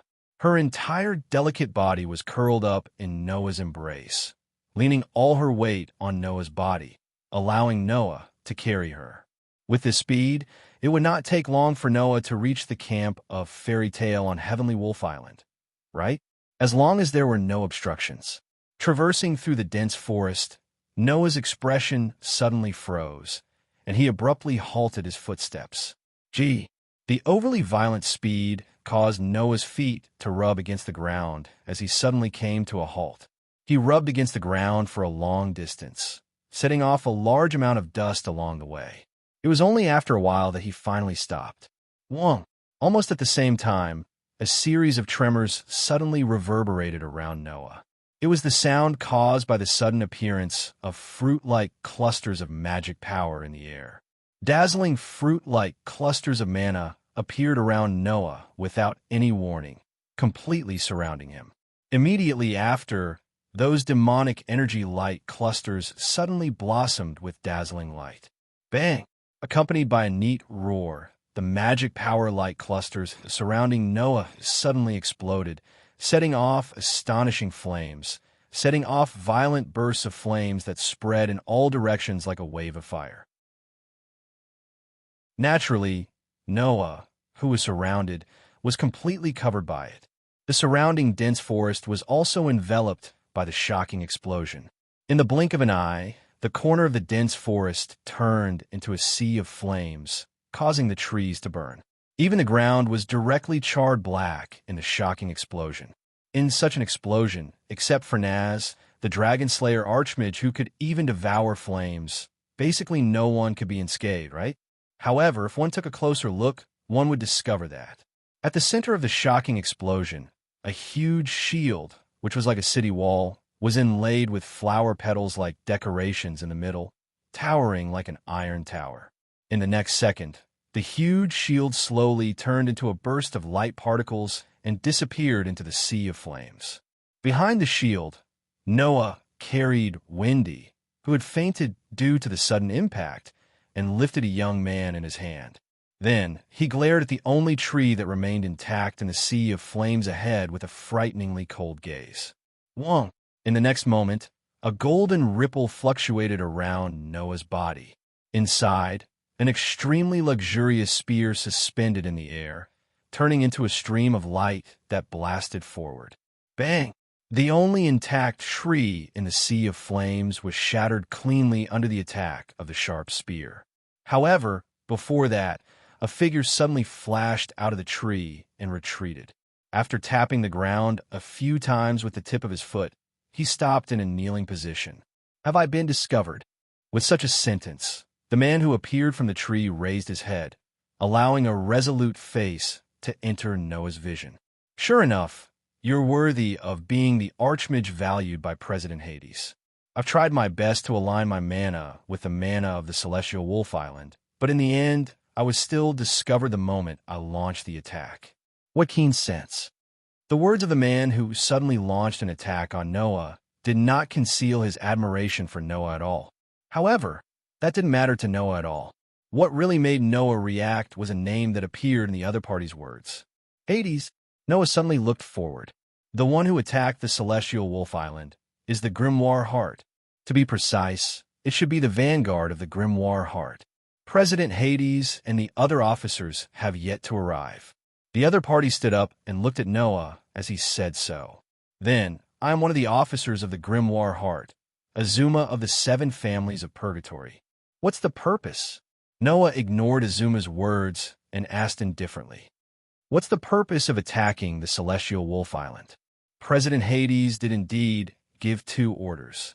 Azuma did not hide anything, as if he was enjoying the confrontation with Noah, and said straightforwardly. One of them was to annihilate the fairy tale. The atmosphere in the sea of flames suddenly became oppressive. "So that's how it is," Noah muttered, as if he was talking to an invisible person. "Just like how I've been thinking about how to get rid of the Grimoire Heart, you also want to get rid of the entire fairy tale." Hades, Azuma didn't know why, but when he heard Noah muttering to himself, he felt that something was wrong. However, Azuma ignored this anomaly. This was because at this moment, Azuma's heart was already burning with a fighting spirit that was more intense than any other emotion. President Hades and the other officers have yet to arrive at the Celestial Wolf Island. Among the 7 families of Purgatory, I am the only one who has arrived at the Celestial Wolf Island. Azuma looked straight at Noah, his eyes fluctuating with excitement. "I heard that even President Hades couldn't do anything to you. This strength really makes me a little excited. Please be sure to show it in front of me." Before he could finish his sentence, Azuma's face suddenly froze. This was because in Azuma's heart, a sense of crisis suddenly shook violently for no reason, causing Azuma's heart to suddenly tighten. Without any hesitation, Azuma disregarded his image and rolled to the side on the ground. At this moment, golden ripples flashed out around Azuma's previous position, and under a neat vibration sound, they crazily spilled out one after another noble artifacts. Azuma dodged in time and fiercely collided with each other in the air. Dong! The powerful precious artifacts collided with each other, causing the violent impact to shake apart the sea of fire. At the same time, it also set off a shocking fire, causing an explosion that was not inferior to the previous one. The explosion was like a wave, spreading in all directions. Although Azuma did not care about his image and rolled away, avoiding the almost fatal direct attack, he was also affected by the shockwave of the explosive flames. He was directly blown away and hit a burning tree at the side. The flames burned Azuma's back, causing a burst of smoke to float from Azuma's back. Goo! Azuma suddenly let out a low groan. Chapter 1132. The intense pain from the burning flames on his back caused Azuma's face to distort slightly. Ah! The so-called 7 relatives of purgatory seemed to be very powerful, but in fact they were still just humans. Therefore, under the burning of the flames, Azuma couldn't help but let out a low roar. Then, he clenched his teeth and used the force to bounce away from the burning tree. Annihilate the fairy tale. At this moment, a cold voice sounded. "I'd like to see if you're qualified." As soon as the voice fell, a monstrous magic power suddenly swept out from the space, causing the flames in the forest that had turned into a sea of fire to suddenly become stagnant. While the magic power whistled like a gale, it swayed crazily. Such a terrifying amount of magic power was all gushing out from the body of a single person. Seeing that Noah was able to create such a scene just by using his magic power, Azuma's expression finally changed. Unfortunately, Noah did not give Azuma too much time to be shocked. Wong. Along with the sound of the vibration, golden ripples reverberated behind Noah, and a variety of noble artifacts such as swords, sabers, spears, halberds, and so on popped out from within, pointing directly at Azuma. Immediately, the various types of noble artifacts, such as sabers, swords, spears, halberds, and so on, were like laser beams, cutting through the space and shooting in Azuma's direction. Seeing that Noah did not even say a few words of courtesy and immediately attacked in a temperamental manner, a ruthless glint flashed across Azuma's eyes. With a furious roar, the demonic energy in his body surged out, gathering at Azuma's feet and transmitting to the ground. In the next moment, thick tree roots suddenly drilled out from the ground. They were like vines that blotted out the sky and covered the sun. They were also like pythons. With a spiral, they welcomed the treasured artifacts that covered the sky and covered the earth. Bang! The treasures turned into laser beams and landed directly on the thick roots that were spiraling toward them. They were like missiles that struck directly, igniting terrifying flames. The impact caused ripples to surge out violently, causing the ground to tremble and crack. The shockwave swept through the surroundings, causing Noah's robes to flutter as he carried the unconscious Wendy in his arms and another unconscious youth in his other hand. But compared to Noah, Azuma wasn't as confident. He staggered back 2 steps from the shockwave. This guy's strength is actually so terrifying. Azuma looked at Noah in astonishment, but then he showed an excited look because of the fighting spirit that surged in his heart. Very good. Sure enough, you have the strength that even President Hades can't deal with. The battle that I've been dreaming of has finally appeared. At that moment, Azuma licked his lips and stretched out a hand toward Noah's direction, rolling up a strong magical power. Yijijian.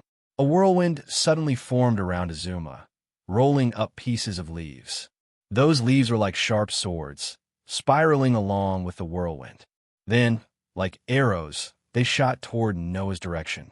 Looking at the incoming barrage of leaves, Noah's eyes were filled with coldness from beginning to end. He suddenly stomped his feet on the ground, causing the magical power that surged around him to flow into the ground like water. Bang! Suddenly, in front of Noah, the ground suddenly exploded.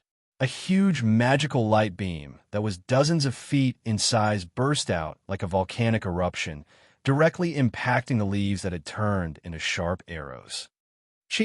Without any suspense, in that huge magical light beam, The leaves that contained a lot of magical power were suddenly annihilated and disappeared without a trace amidst the sound of burning. "Huh!" Azuma roared.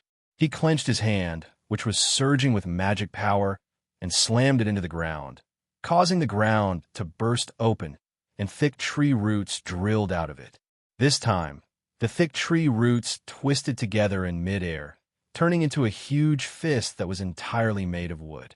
Withstanding the fierce wind and waves of fire, in the whistling sound of the wind, it directly blasted toward Noah's direction.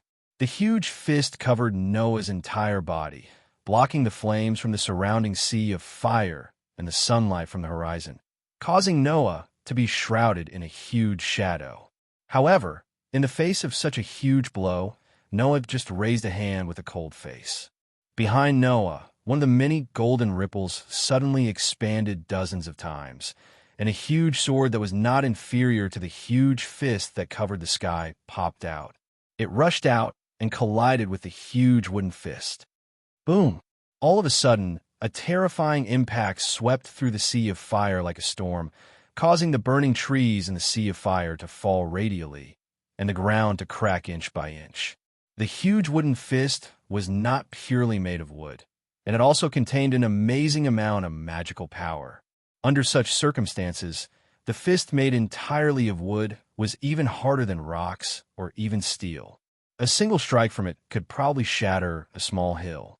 However, under the direct attack of the huge sword, the huge wooden fist was simply like an ordinary piece of wood and was smashed into pieces that scattered in the surroundings. Boom! The huge sword's momentum did not diminish as it blasted into Azuma's position, smashing the ground to pieces. Azuma, on the other hand, rushed directly towards Noah before that. Noah raised his head and looked at Azuma, who was rushing towards him with a fierce face, as if he did not see anything. He did not intend to dodge, nor did he intend to evade. He just cast his gaze towards Azuma, who was getting closer and closer with an indifferent face. This attitude made Azuma's heart go wild with alarm. Whoosh! At this moment, a sharp sound of something breaking through the air rang out from behind Azuma. Hearing this sound, Azuma turned his head abruptly, and then his pupils suddenly shrank. A crimson spear shot out from a golden ripple that had appeared behind Azuma at some point in time. It tore through the air and shot toward Azuma. In addition to the bright color, the crimson spear did not have much momentum compared to the huge sword before. It was just like a bright red arrow shooting toward Azuma. However, Azuma could feel it. On the crimson red spear, a rather fatal power quietly overflowed from it. Azuma's intuition told him that spear could not be avoided. No, it should be said that he absolutely could not avoid it. Once he dodged, he would definitely be pierced through by the scarlet spear. As a result, Azuma's hands and feet became ice cold in an instant. Of course, Azuma, whose hands and feet were ice cold, did not lose his rationality and reaction. While his expression changed sharply, the magical power in his body also surged out in an overwhelming manner. Great tree arc! Amidst Azuma's violent roar, thick tree roots suddenly burst out from the ground around Azuma. With a twist, Azuma's entire body was covered in them. At the same time, the crimson spear swept over violently.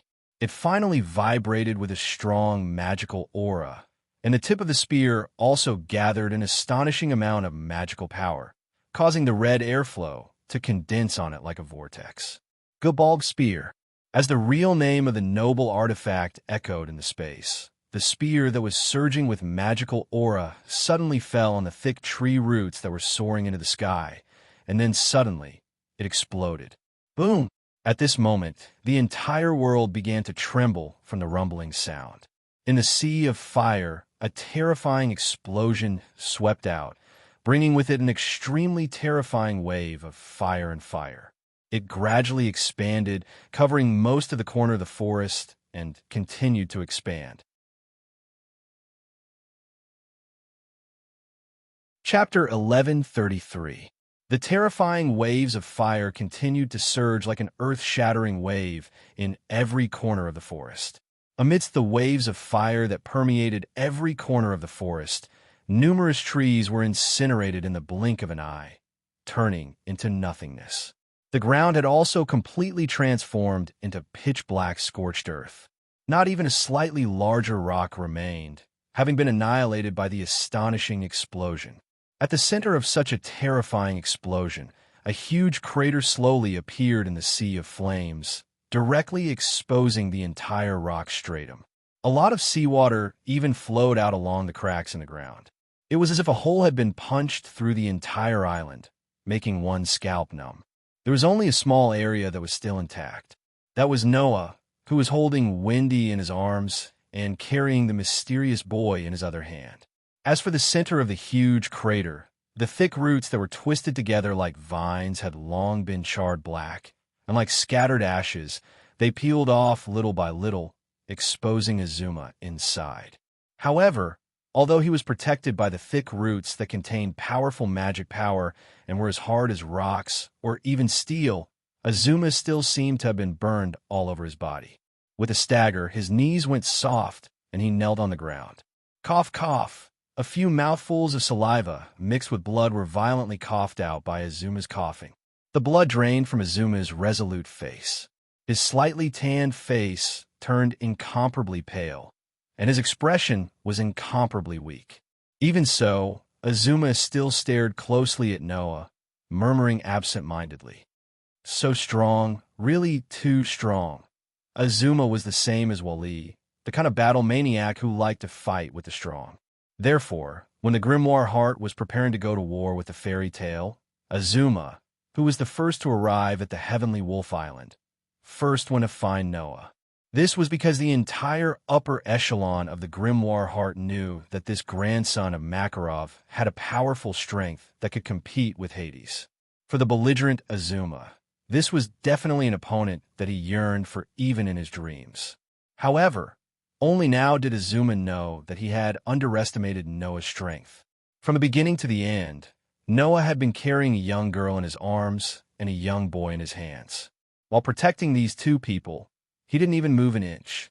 In a short span of less than a minute, Azuma, one of the 7 families of purgatory, had been defeated so cleanly and cleanly. It must be known that Azuma was not an ordinary member of the Grimoire Heart, but one of the 7 strongest high mages in the entire Grimoire Heart, excluding the president and the vice president.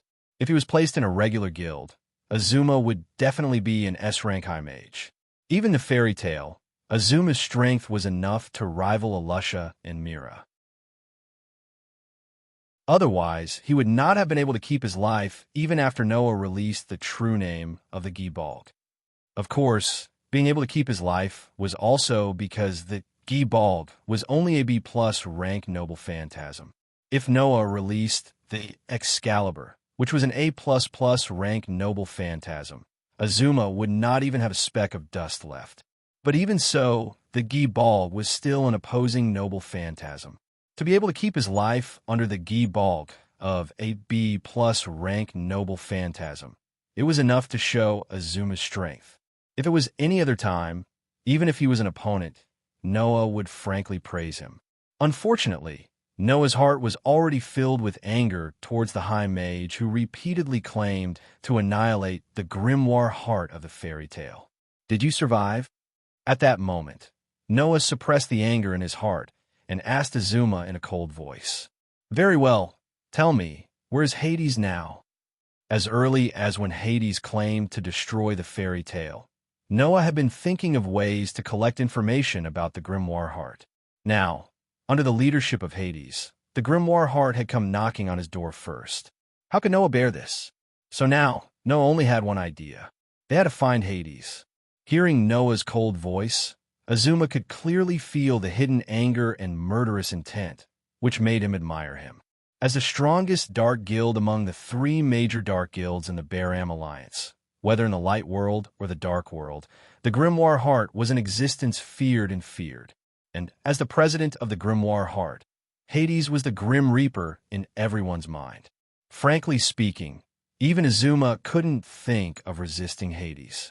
Because of this, Azuma wanted to fight Noah, who had the same level of power as Hades. Now it seemed that Noah was not only on the same level as Azuma thought, but also on the same level as Hades.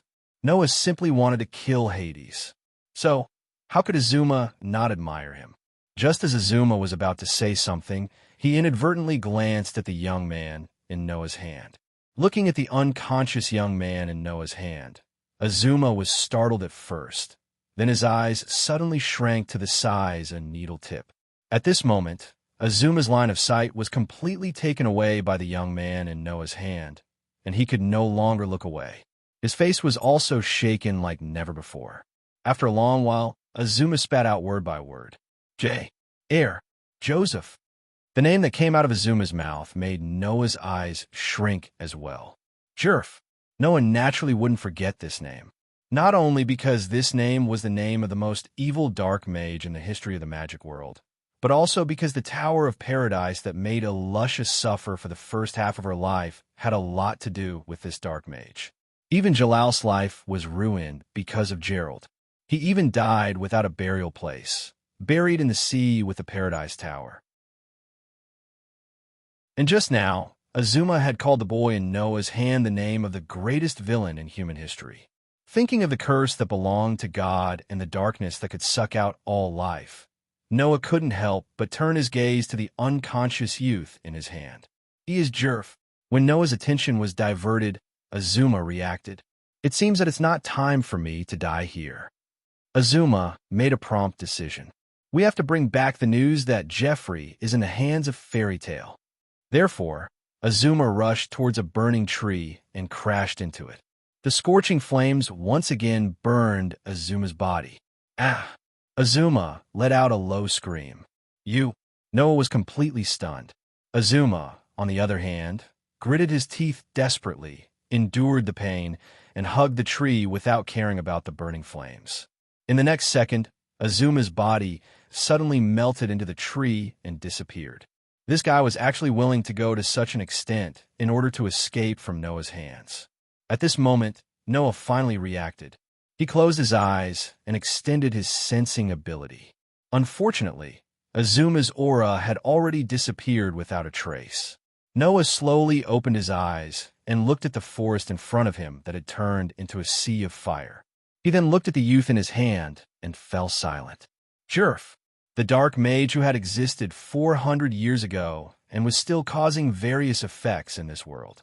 Was such an existence really the harmless-looking youth in his hand? Chapter 1134. At a corner of Celestial Wolf Island, in the camp of Fairy Tale, a group of magic shooters from Fairy Tale had gathered together. Not only were there magic shooters from Fairy Tale, but there were also a few people who were clearly not from Fairy Tale. They were tied up and thrown outside the camp, and there was another guild's emblem embroidered on their clothes. It was the guild emblem of Grimoire Heart. With Noah as the leader, the group of magic shooters from Fairy Tale were all gathered in the tent, either sitting or standing. The atmosphere was more or less heavy. This is what happened. Levy pointed at the people who were tied up outside the tent and said to everyone present, "When Julian and I were looking for the mausoleum of the first president, Mavis, we coincidentally encountered these members of Grimoire Heart. If it weren't for Alusha and Mira rushing over in time, I'm afraid that Julian and I would have been defeated. We also felt that something was wrong and rushed over." Alusha continued Levy's words. "Then we found that Levy and Julian were in a difficult battle, so we took action together and took down these people. Then we found out from these people that they were the vanguard of Grimoire Heart. They were sent to Celestial Wolf Island to be the vanguard." Mira said worriedly. "According to them, most of the Grimoire Heart's troops are on their way to Celestial Wolf Island. That's why Alusa and I sent a signal. This was the reason why the signal flare of an enemy attack appeared. After knowing the whole story, everyone looked at each other and could see the anger in each other's eyes. President Prekto Makarov clenched his fist, his eyes full of anger. "Do you really want to destroy Fairy Tale with your own hands that much? He is no longer the second president of Fairy Tale." Laxus hugged his arms and snorted coldly. "Right now, he's just an enemy of our Fairy Tale, Hades of the Grimoire Heart. I don't care whether he is Hades or Precto. Naz slammed the table and said angrily, "He actually hindered our S-rank magic shooter advancement exam. I will not forgive him." The one who felt the most empathy for Naz's words was Kana. In the corner, Katrina gripped her arm tightly and gritted her teeth. She glanced at Kildas with anger, regret, and unwillingness in her eyes. "Undoubtedly, I came to participate in this exam with great determination, Kana." Lucy hugged Kana gently, her face full of sorrow. "Now is not the time to talk about this." Gray looked at Makarov and said, "What should we do now? Retreat?" Gray's words made everyone present react differently. "Don't joke around." Naz objected with all his might. "Since the enemy has come to our door, why should we retreat?" Many people nodded and agreed with Naz's words. Obviously, many of the people present had the idea of simply having a showdown with the grimoire heart right here and now. This was the fairy tale. They were hot-blooded and would never allow others to bully them. However, there were also calm people. If we plan a fight, then we must consider the strength of our side. Alusha looked around at everyone. The opponent is the strongest dark guild in Baram's alliance. Not only is their influence huge, but they also have a powerful enemy that we can't ignore. As the guild leader, Hades' strength is above our guild leader. According to Noah, there are also 7 extremely powerful magic shooters called the 7 Families of Purgatory. Kildas narrowed his eyes. "Didn't you already fight with one of the dark guilds in Baram's alliance? The 6 demon generals?" Oration cease. "Those 7 magic shooters are all comparable to those guys, aren't they? Not only that, in addition to guild leader Hades, in Grimoire Heart, there's also a vice guild leader whose strength is above the 7 Families of Purgatory." Mira shook her head. "The enemy's strength is unprecedentedly strong. If we plan a fight, then we must be fully prepared. If there is no chance of victory, retreating here is not a bad idea." Hearing the words of Alusha, Mira, and Kildas, some of the calmer people nodded in agreement. But, when he nervously raised her hand and expressed her opinion, "We also have Brother Noah and 4 S-rank magic shooters, Brother Naz, Brother Gray, and Brother Gadjaloo. There shouldn't be a problem, right?" "Well said, Wendy."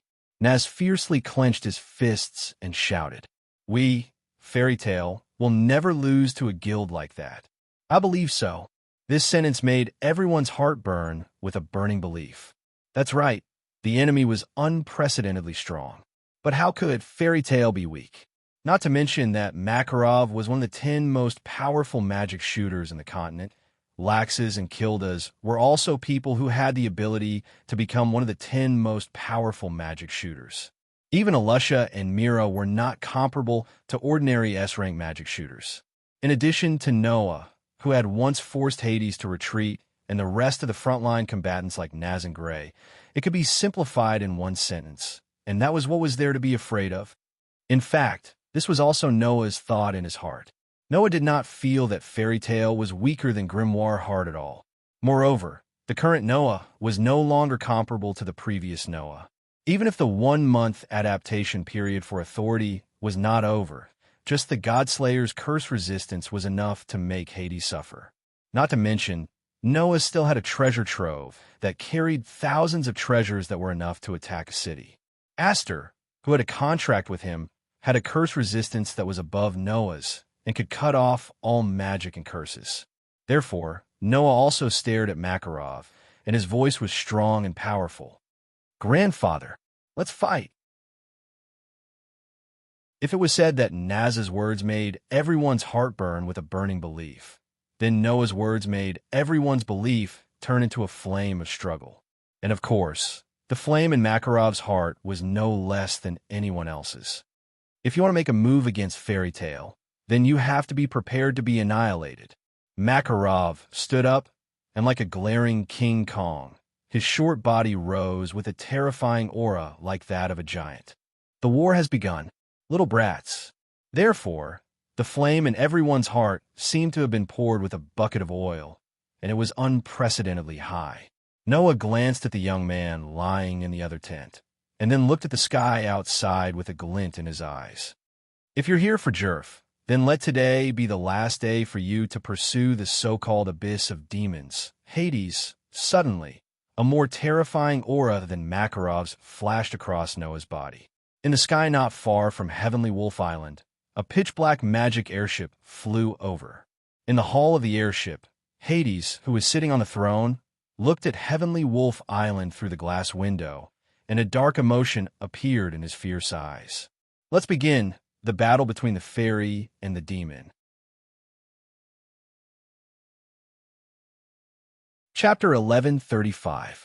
Looking at the gradually approaching Heavenly Wolf Island, the archmages of the 7 families of purgatory in the magic airship hull of the grimoire Heart revealed fanatical expressions. With Hades as the leader, everyone here had the same goal. Jerf. He was the most vicious and evil dark mage in the history of the magical world. Not only was he the ancestor of dark magic, but he also had a great impact on the current world. For example, the so-called demon race was a race created by the black mage Jerf. For the past 400 years, stories of the devil race harming the human world have been circulating on the continent almost all the time. It was obvious how much harm this race had caused to humans. It was precisely because Jerf created such a race that he became the most vicious and evil dark mage. However, this was exactly what some crazy people were pursuing. Just like how there were people who believe in the devil race and people who yearn for the devil race, there was no more suitable belief and pursuit than dark mage Jerf. Therefore, to the people of the grimoire Heart, Jerf was a godlike existence. Now that the existence that they had been pursuing for so many years was right in front of them, everyone was excited. Even Hades was excited. The essence of magic is darkness. It was because I understood this that I became a resident of darkness. Hades clenched one of his hands tightly, and a pitch-black magic power surged out of his body. Since the essence of magic is darkness, then as the ancestor of darkness, Jerf is undoubtedly the true leader of the abyss of demons. He is the one who grasps the supreme truth. That's why we need Jerf. Urudia's emotions seem to be a little agitated. Let Jerf become the king of the world and create a world where only magic exists. Only humans who have mastered magic can survive. Ordinary humans will never be able to exist in this world of magic. That's our goal. For this, we'll do everything we can. Hades glanced at Urudia below. Urudia, is the news that Azumar sent back accurate? Azuma won't make a mistake in this kind of matter. The expression in Urusha's eyes changed slightly. I'm afraid that Jerf has really fallen into the hands of Fairy Tale. Is that so? Hades looked in the direction of Heavenly Wolf Island expressionlessly. You've given me another reason to destroy all of you. Fairy Tale.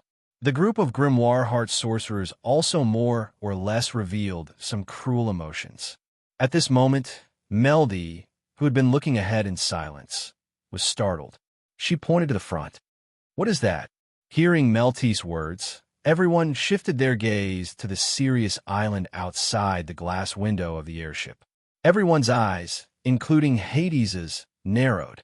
In the air above the celestial Wolf Island, in front of the path that the magic airship was traveling on, there was an ark that was made of dazzling gold, and its wings were made of emerald gems.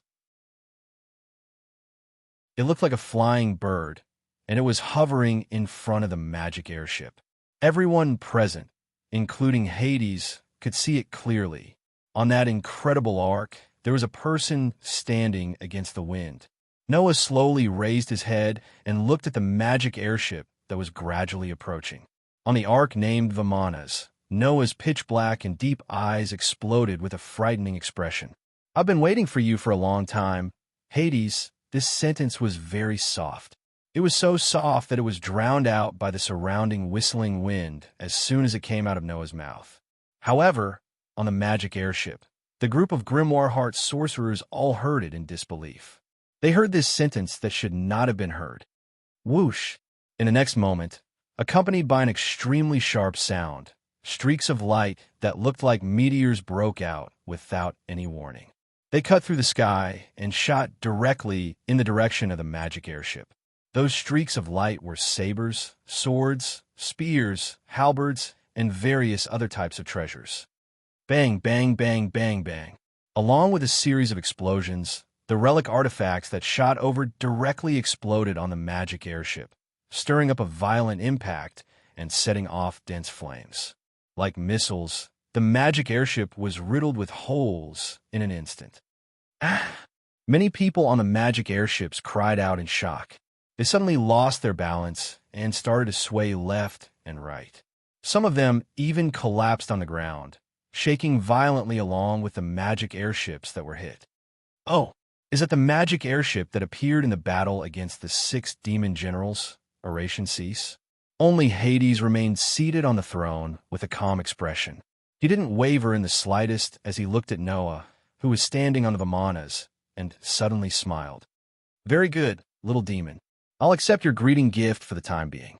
After saying that, Hades immediately ordered, Eurydia. Yes. Eurydia tried her best to stabilize her body and raise the crystal ball in her hand.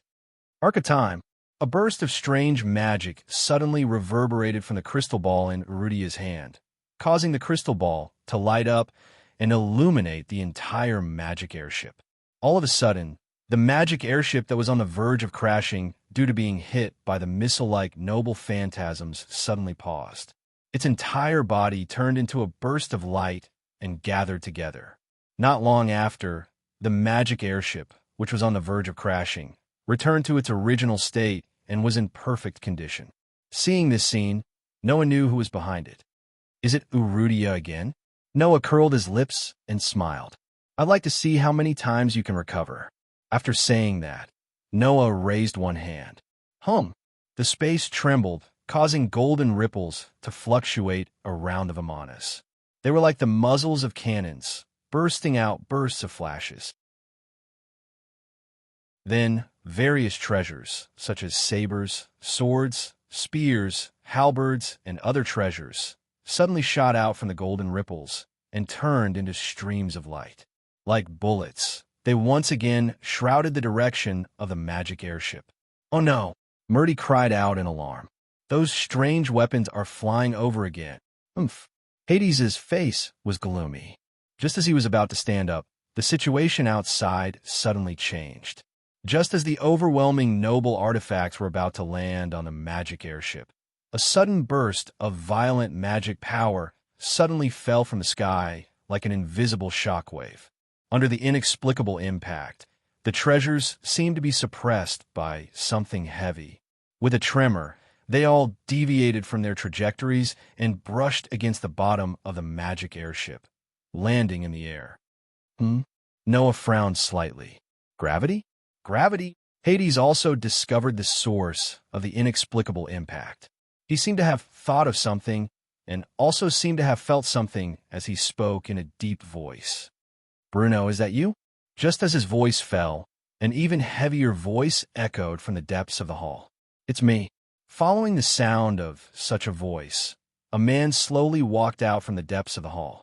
Seeing this man, the archmages of the 7 families of purgatory were all startled. Bruno? It's him.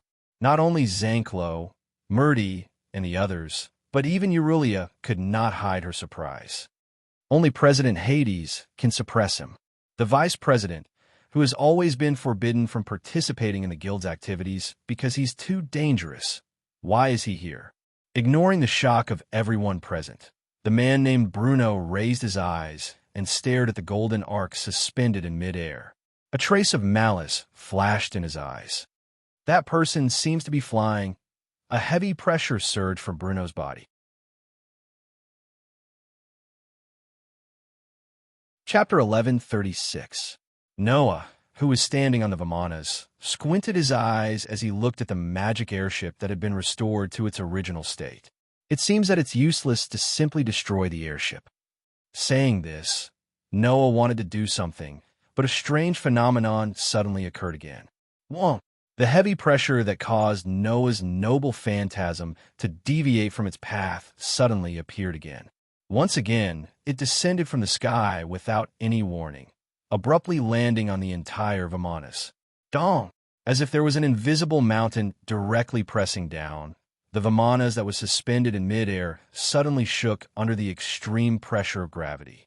Its balance was directly broken, and it began to sway and fall to the ground. Even Noah couldn't help but feel the unprecedented pressure on his body, causing his entire body to become extremely heavy. Magic that controls gravity? Noah couldn't help but be speechless. Is it one of the so-called 7 families of purgatory? Or is it that mysterious vice president? Or is it Hades himself? Saying this, under the extreme gravity, Noah's body slowly emitted a ray of light. No, to be more precise, it should be said that a ray of light slowly emitted from Noah's back. Within the ray of light, a very delicate pair of wings that seemed to be made of pure blue light flashed on his back. Impressively, it was the white dragon emperor's light wings, divine dividing. In the next moment, the delicate light wings spread open, and the entire surface of the wings flashed with a faint blue light. Divine. When this voice reverberated from the white dragon emperor's light wings, divine dividing, an invisible wave rippled out from the surface of the wings. Wherever the ripple-like wave passed, the gravity that was like a heavy mountain pressing down on the golden ark suddenly trembled, and at an extremely fast speed, it suddenly weakened by half. What? In the magic airship, Bruno, whose body was surging with heavy magic, was slightly surprised. However, at this time, a second voice sounded. Divine. The invisible wave suddenly increased by more than 1-fold, causing the gravity acting on the golden ark to seem to be suppressed, and once again weakened by half. Divine. And when another voice sounded from the white dragon emperor's light wings, divine dividing, the gravity acting on the Vimanas was once again fiercely swallowed by half, leaving only a small portion that was unspeakably weak, allowing the Vimanas to once again regain its balance. The white dragon emperor's light wings, divine dividing, that was created with weapon refinement magic, had a huge restriction. Not only could only be used 5 times, it could only be used once every 10 seconds. However, it was already enough to deal with this kind of situation. Thus, under the weakened gravity, Vimanas, who had regained its balance, directly ignored that part of gravity. With a sudden jolt, it suddenly burst into the air, and with an extremely fast speed, it soared into the sky, and after drawing a perfect arc, it landed back on the ground. The group of Grimoire Heart magic shooters did not even have time to react, as the Vimanas that had drawn a perfect arc fell from the sky and heavily crashed into the pitch-black magic airship. Bang! In the dull sound of the collision, the pitch-black magic airship was fiercely hit by the golden arc, and with the undiminished momentum of the Vimanas, it fell in the direction of the celestial wolf island like a meteorite. Dong! Suddenly, the golden arc and the pitch-black magic airship heavily crashed onto the beach at the edge of the celestial wolf island at the same time, raising an astonishing amount of sand and dust that enveloped the entire space, like a sandstorm that expanded outwards. However, if someone were to observe carefully, they would definitely be able to discover it. Just as the magic airship was about to hit the ground, the golden arc suddenly disappeared. Although the pitch-black magic airship did not avoid the fate of directly hitting the ground, before that, a few figures suddenly flashed out of the magic airship and flashed in all directions. Thus, the magic airship that really hit the ground was the Grimoire Heart magic airship, and a magic artifact called Vimanas had disappeared without a trace before that. As for the Grimoire Heart magic airship, even if it fell to the ground, it still did not cause any injuries to the Grimoire Heart magic airship. With Hades as the leader, the group of Grimoire Heart magic shooters all flew out of the magic airship that had fallen and landed on the ground. Hades, who was standing at the head of the group, had a sullen expression on his face. He raised his eyes and looked straight ahead. There, a figure had already appeared there without anyone noticing. Looking at the figure, Hades straightened his body and spoke in a deep voice. I haven't seen you for a few months, kid. Your skills have improved. You haven't improved at all. Is it because you're old? Facing Hades' gloomy gaze, Noah said indifferently, Since you're already at the age of entering a coffin, you should have obediently let someone build a grave for you. instead of coming out to be a hindrance to us kids. How much do you not want to die? Noah's unceremonious and ruthless words made Hades' face even gloomier, and also made the group of Grimoire Heart magic shooters tremble in fear. This was the first time they had seen someone who dared to speak to Hades in such a tone. Yet, the other party had the qualifications to make Hades speechless. It seems that you've improved not only in your ability, but also in your ability to talk. Hades' face showed a ruthless expression. I wonder if you'll still be so eloquent when the demons have hunted all the fairies? Wait until the demons have hunted all the fairies. Noah looked at Hades sarcastically. You've really gotten old. Can't you see the situation clearly? Then let me make you see the reality. After saying that, Noah raised a hand. At the same time, in the forest by the beach, a series of footsteps slowly sounded. The group of Grimoire Heart magic shooters turned their gazes in the direction of the forest, and then focused their gazes in unison. In the forest, with Makarov at the head, the magic shooters belonging to Fairy Tale all walked out, each of them with a cold expression on their faces. Seeing the scene, Hades narrowed his eyes. Makarov, Precto. No. Hades. Makarov took a step forward, his short body exploding with a terrifying aura as he stared at Hades. It's time to decide the victor.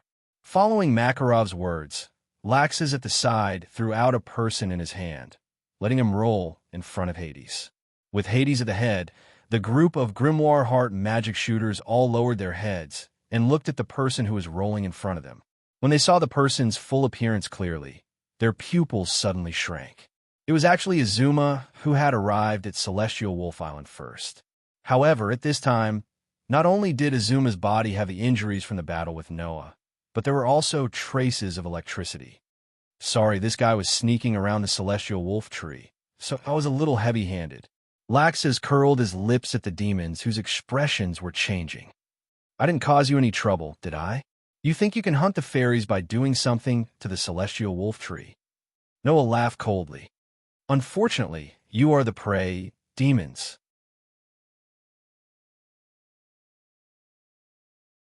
Chapter 1137.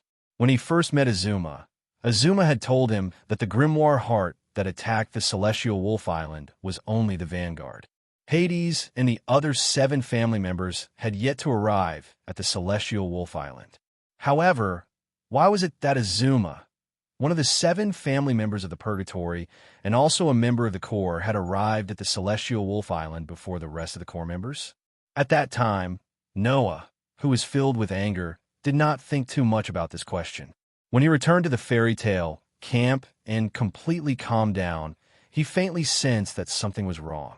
Noah could be considered to have some understanding of the Celestial Wolf Island. When the Celestial Wolf Island was mentioned, he would definitely think of 3 special places. The first was the barrier that enveloped the entire Celestial Wolf Island. This barrier could render all probing magic ineffective, making it impossible for anyone to use magic to find the Celestial Wolf Island. Only Fairy Tale, who knew how to get to the Celestial Wolf Island, knew the location of the Celestial Wolf Island.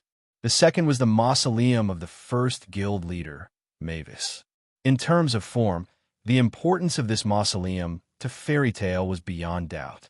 And in terms of substance, Mavis' mausoleum sealed the 3 great spells of the Fairy Tale. It was impossible to say that it was not special. As for the last one, it was the Celestial Wolf Tree. That wasn't just a tree. Thinking back, when Noah first came to the Celestial Wolf Island, he faintly sensed the uniqueness of the Celestial Wolf Tree. This tree possessed inconceivable power. It could provide a certain degree of protection and buff to magic shooters with the guild emblem of Fairy Tale. Not only could it increase the magic power of magic shooters, but it could also guarantee that magic shooters with Fairy Tale would not receive fatal damage within the range of Sirius Island. It could be said that as long as the Celestial Wolf Tree was present, it would be difficult for high mages of Fairy Tale to die on the Celestial Wolf Island. As the former president of Fairy Tale, it was impossible for Hades to not know about this matter. Since the Grimoire Heart led by Hades wanted to attack the Celestial Wolf Island and annihilate the Fairy Tale, It was impossible for them not to think of a way to solve the problem of the Celestial Wolf Tree first. You sent this guy to Celestial Wolf Island in advance so that he could destroy the Celestial Wolf Tree and make Fairy Tale lose the protection of the Celestial Wolf Tree, right? Noah glanced at the gloomy Hades, his face full of sarcasm. Unfortunately, your calculations were very good, but you neglected the fact that this fellow seems to be a battle maniac. The moment he arrived at Heavenly Wolf Island, this fellow impatiently ran over to challenge me. In the end, he exposed his whereabouts, which made me recall the problem of the Heavenly Wolf Tree. Then, just in case, I went up to the Sirius Tree to wait for a while. Then this guy really jumped out. Raxus raised one of his hands. There were some sparks of electricity on his hand. He's a good opponent, but he was seriously injured by Noah first. Otherwise, it wouldn't be so easy to take him down and still have to worry about the Celestial Wolf Tree. Hearing Noah and Lax's words, the High Mages of Grimoire Heart finally understood the current situation. Demons hunting fairies? That was indeed not right. The situation had been reversed. The fairies, who were supposed to be the prey, had the initiative in their hands and had completely turned the tables. However, turning the tables did not mean that they could definitely become the hunters. Even if the fairies were no longer the prey, the demons would not believe that they would become the prey and be at the mercy of others. You're quite capable, Makarov. You've indeed nurtured some good seedlings. Hades glanced at the entire fairy tale. However, you don't think that you can defeat us like this, do you? Hearing this, the group of Grimoire Heart's magic shooters also erupted with powerful auras. The crystal ball in Rudia's hand blossomed with light. Thick black flames ignited on Zanklo's body. Caprico, Lucerose, Cain, Murdy, and the rest of the high mages of the 7 families of Purgatory also erupted with astonishing magic power, causing the air to become heavy. In particular, Bruno's magic power surged from his body, causing the surrounding sand and dust to seem as though they had turned into iron particles. They poured onto the ground like a torrential downpour. Sensing the terror of the enemy, the group of fairy tale magic shooters also became solemn. Only Naz looked at Zanklo, whose entire body was burning with thick black flames. He clenched one of his hands into a fist and similarly erupted with a ball of scorching flames. Leave that black guy over there to me. None of you are allowed to make a move. Naz's words immediately dispelled the solemnity in everyone's hearts. In particular, Gray, who had been staring at Rudia, stepped forward and spoke in a deep voice. You're called Rudia? What? Do you find it familiar? A flirtatious smile appeared on Rudia's face, but for some reason, a hint of hatred suddenly appeared in her eyes. Do you still want to ask me why I look exactly like your magic teacher? That woman named you, are you? You? Gray clenched his fists tightly. You really are related to you, are you? Rudia fell silent and only looked at Gray with eyes full of hatred. This made Gray grit his teeth and take a deep breath. Leave that Rudia to me. Seeing that Naz and Gray had both found their opponents, the rest of the fairy tale members also stared at the rest of the Grimoire Heart members as if they were looking at prey. That gaze naturally infuriated the group of magic shooters, who thought that they were the hunters, even though they were the devil's heart. What an irritating gaze! Zanklo's entire body was burning with black flames as he laughed insolently. Can you kill them all? Can you all fly? Bruno asked in a low voice as he stared at the people of Fairy Tale. Fairies have wings. What will it be like when they fly? I'm really looking forward to it.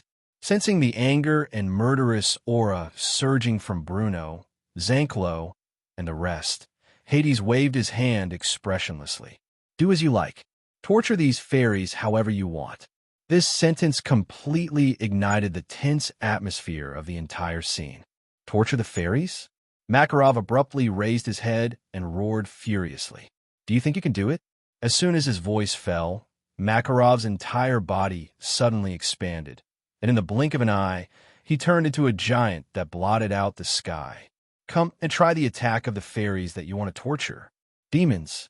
In the next second, A huge fist brought with it the whistling of the wind.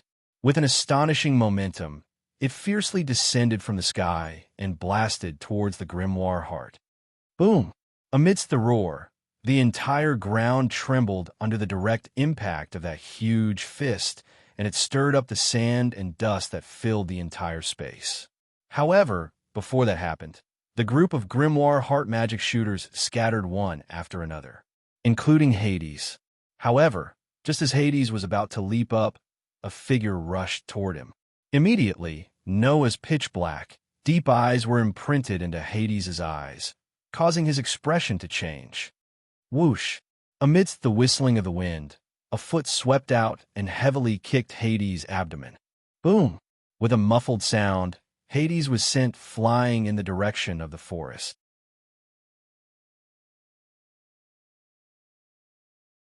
Chapter 1138. Xiao.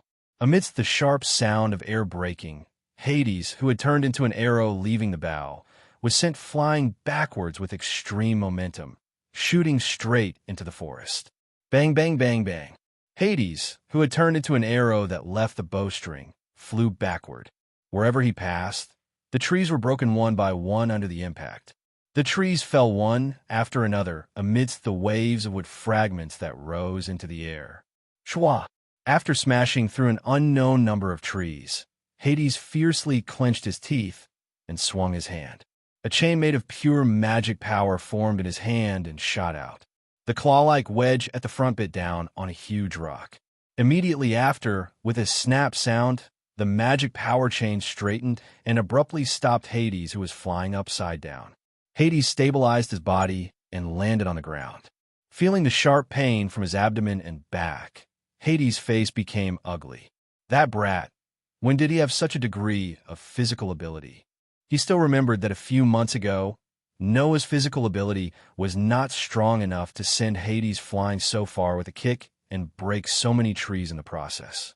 After a few months, how could Noah's physical ability have become so terrifying? It must be some kind of magic that strengthens the physical ability, right? Hades could only think of it this way. In fact, in the last battle with Hades, Noah had indeed used this strengthening magic that could strengthen the physical ability. It was no wonder that Hades thought so. Then, Noah's voice slowly sounded from the front. You really haven't made any progress, but I can't blame you. After all, it's only been a few months. You've lived for so long. If you could become stronger in a few months, then you wouldn't need to play so many tricks. Saying such a sentence, Noah leisurely walked out from the front. His gaze was fixed on Hades as he spoke indifferently. I've been waiting for this moment for a long time. Hades, in order to protect the guild and my companions from you, I had no choice but to leave Fairy Tale a few months ago to find a way to strengthen myself. Now, I'll let you prove to me just how much I've improved compared to a few months ago. The moment he finished speaking, a wave of phosphorescent air burst out from Noah's body. That was not magic power. It was divine power.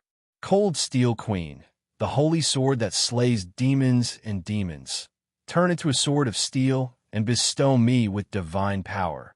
Since Hades was the second-generation leader of Fairy Tale, it was clear how long he had lived until now. Even Makarov was already more than 80 years old. Hades' age was at least 100 years. Although it was not impossible for him to live to this age, it was indeed strange that he could still be so lively. But no matter what, Hades had lived for so many years. In order to get close to Jerv, he had also been exploring the abyss of magic.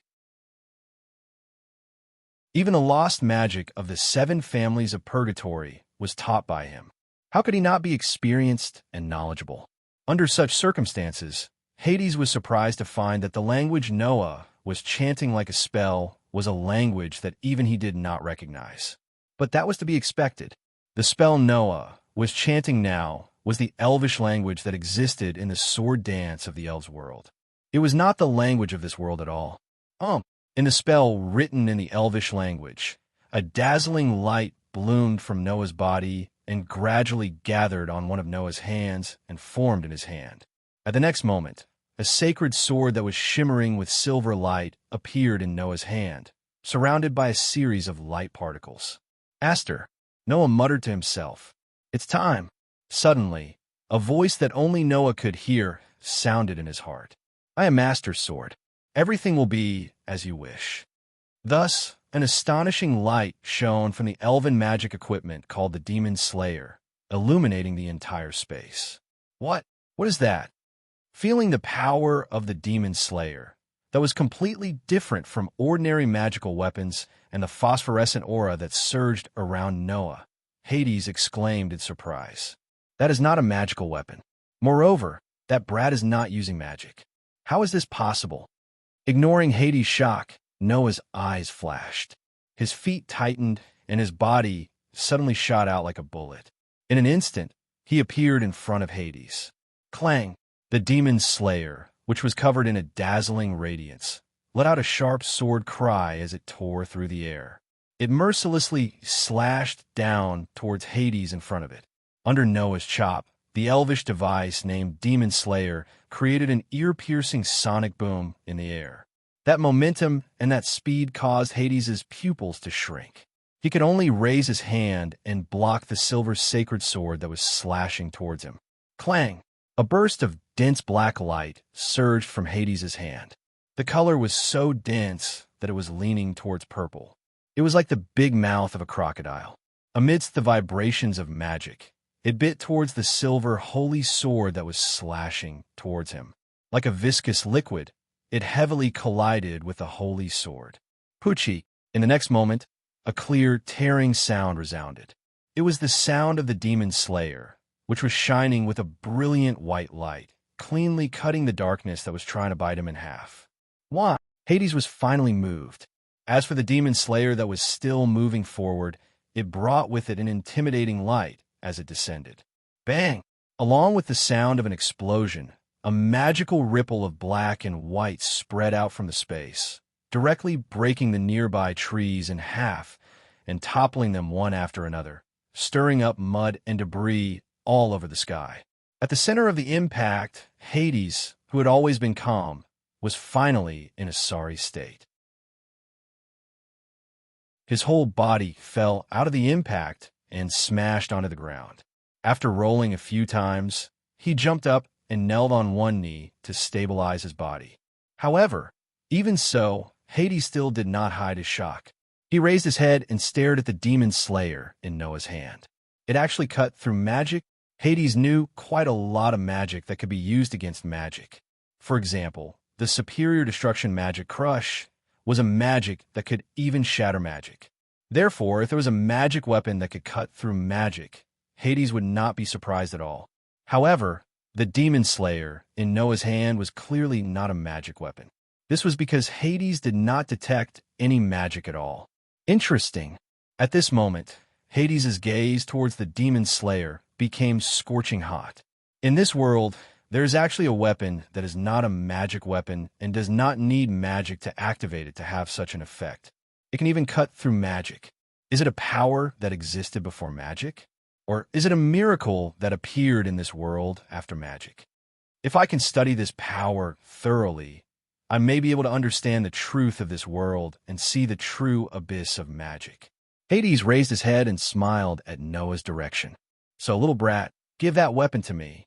After saying that, a terrifying burst of pitch-black mana surged out of Hades' body, turning into a terrifying aura that gradually rose. Facing such a reaction from Hades, Noah simply smiled abruptly. You want my aster?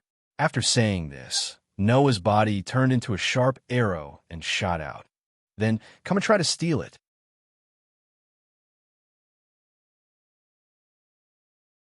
Chapter 1139. Amidst the faint sound of something breaking through the air, Noah, who was holding the Demon Slayer, directly charged forward. It was as if he was standing on the same spot, leaving behind an afterimage. His real body, however, suddenly turned into a flash of lightning, shooting directly towards Hades. Absolute sword skill. Initial form, purple lightning. The holy sword, which was blooming with a gorgeous radiance, was like a bolt of lightning descending from the heavens. It flashed through the air, and in the blink of an eye, it was already in front of Hades. So fast, Hades only felt that Noah had suddenly turned into a flash of lightning, and his face was filled with shock.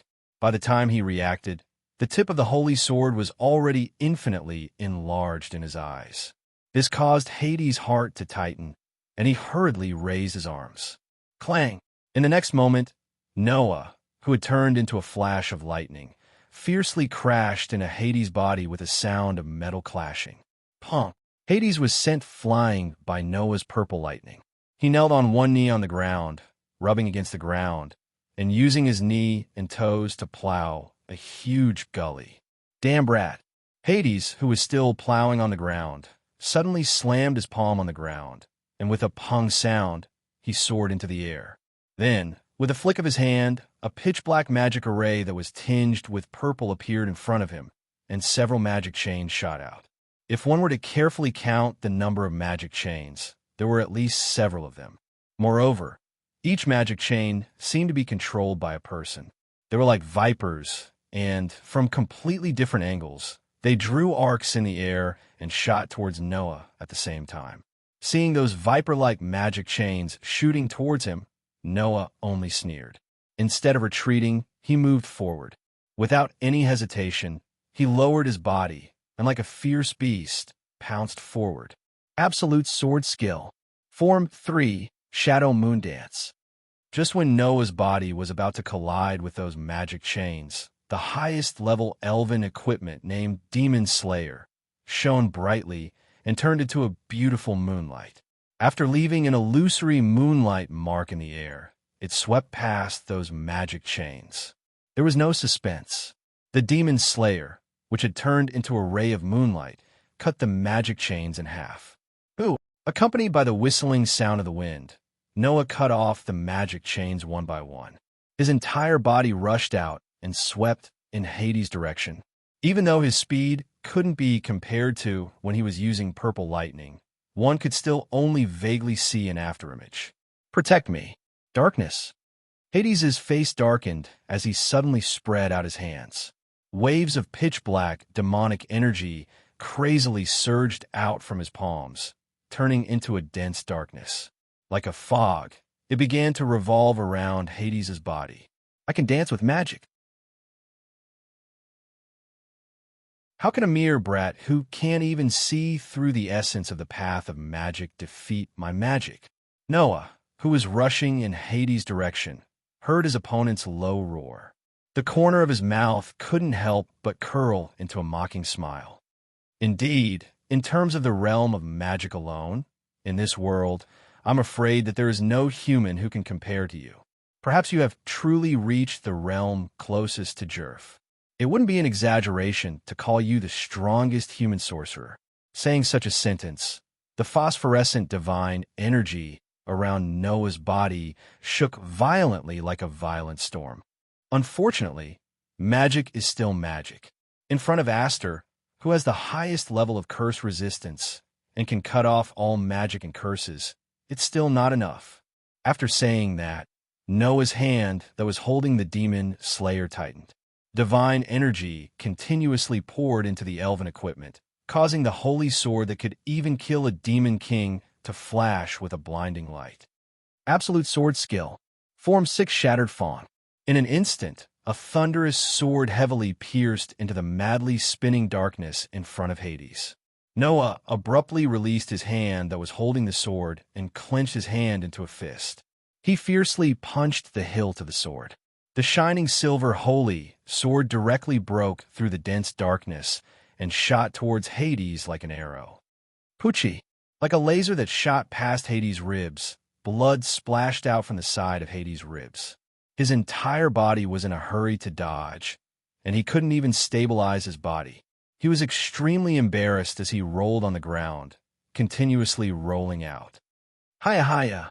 This time, Hades finally let out an angry roar. He fiercely supported himself with one hand on the ground and jumped up, reaching out his hand towards Noah's direction. Accompanied by a trembling sound, purple magic formations intertwined around Noah's surroundings, forming a mysterious pattern. They revolve around Noah's body layer by layer. At the same time, The hand that Hades stretched out exploded with a shocking amount of magic. 100 styles of Amaterasu. In the midst of Hades's angry roar, the magic formations that surrounded Noah and formed a mysterious pattern suddenly exploded. Dong! The shocking explosion was like a physical impact, crazily surging out in front of Hades. It set off layers of flames, stirring up layers of fire waves, covering Noah's entire body. However, almost at the same time, a cold voice reverberated from the center of the layers of flames and fire waves. You really don't know how to learn your lesson. Following the sound of that cold voice, the originally extremely violent and dense waves of flames suddenly stagnated, as if they were attracted by some invisible force, converging in one direction. Not long after, the dense flames and waves of flames all converged on a shining silver holy sword, causing the holy sword to explode with a terrifying amount of flames. What? Hades was shocked. However, at this moment, Noah, who did not have a trace of injury on his body, suddenly flashed in front of Hades with a terrifying amount of flames. A pair of deep black eyes met Hades's vision, flashing with a ruthless cold light. Absolute sword skill. Form 4 flame slash. Carrying a terrifying amount of flames, the demon slayer heavily slashed in the direction of Hades, whose expression changed greatly, in an incomparably beautiful trajectory. Pong! Compared to the previous explosion, with Noah and Hades as the epicenter, the entire scene was like a great disaster, causing the terrifying waves of flames and flames to transform into a storm, spreading in all directions. That terrifying storm of flames almost instantly spread to a distance of 100 meters, dyeing the entire space red, causing the air in this space to become extremely dry and even slightly distorted and blurred. On the beach, some distance away from the battlefield between Noah and Hades, a group of magic shooters from the fairy tale and the grimoire heart, who were fiercely fighting each other, felt the tremors on the ground and the astonishing movements on the battlefield. Each and every one of them had a shocked expression. That's President Hades's Amaterasu 100 styles ? Holding the crystal ball in her hand, Urudia recognized the shocking explosion. From the looks of it, the battle doesn't seem to be over yet. President Hades has already used Amaterasu 100 styles, yet he still hasn't won. Don't underestimate Noah too much. Gray's entire body emitted a fatal chill as he stared unwaveringly at Urudia. Since Noah was able to force Hades to retreat last time, then this time, Noah will definitely be able to defeat him. After all, he won't lose to an opponent he's already fought once. Naz, whose entire body was also surging with flames, grinned at Zanklo opposite him. This is the power of the opponent I've always wanted to defeat. Is that so? Zanklo's smile was no longer as arrogant as before, but full of anger. Before that, you'll have to die here first. If you can do it, then come and try. The flames on Naz's body surged even more fiercely. Come, I'm already burning.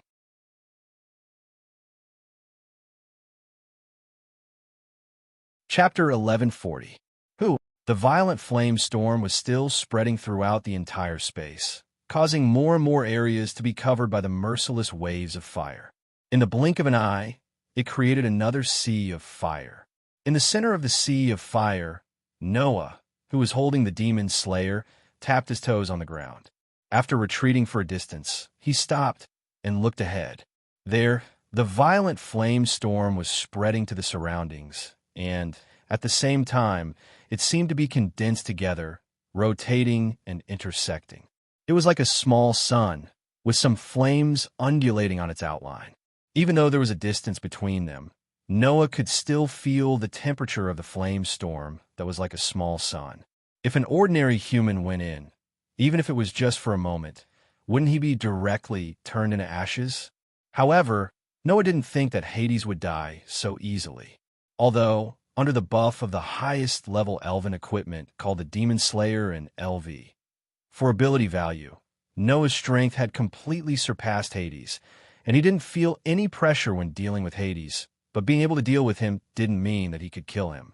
With Hades' strength, if he died so easily, he wouldn't have lived for so many years. Facts prove that Noah's guess was indeed correct. The flame storm that was violently fluctuating and rolling like a small sun suddenly trembled without any warning and issued a sharp buzzing sound. A heart-palpitating evil magic power surged out from the center of the flame storm. Noah Dole. In the next second, a voice that sounded like it came from hell slowly echoed from the surging evil magic power that gushed out from the ground. Very good. You are qualified to see the magic power that I have mastered. Let me show you what true darkness is, the true abyss. The frightening magic power that surged out from the flame storm suddenly shook, and the raging flame storm and the surrounding sea of fire were all dispersed. Immediately after, Hades' figure emerged from the pitch-black magic wave. Compared to the previous image of a calm god, the current Hades appearance was undoubtedly much worse. The cloak on his body and the horned helmet on his head were twisted into fine fragments in the shocking explosion, causing his old grayish-white hair and beard to flutter in the wind, moving up and down. Various parts of his body had obvious and obscure scorch marks. His clothes were slightly tattered, and he looked as wretched as he could get. Obviously, in the previous shocking explosion, Hades wasn't completely unscathed.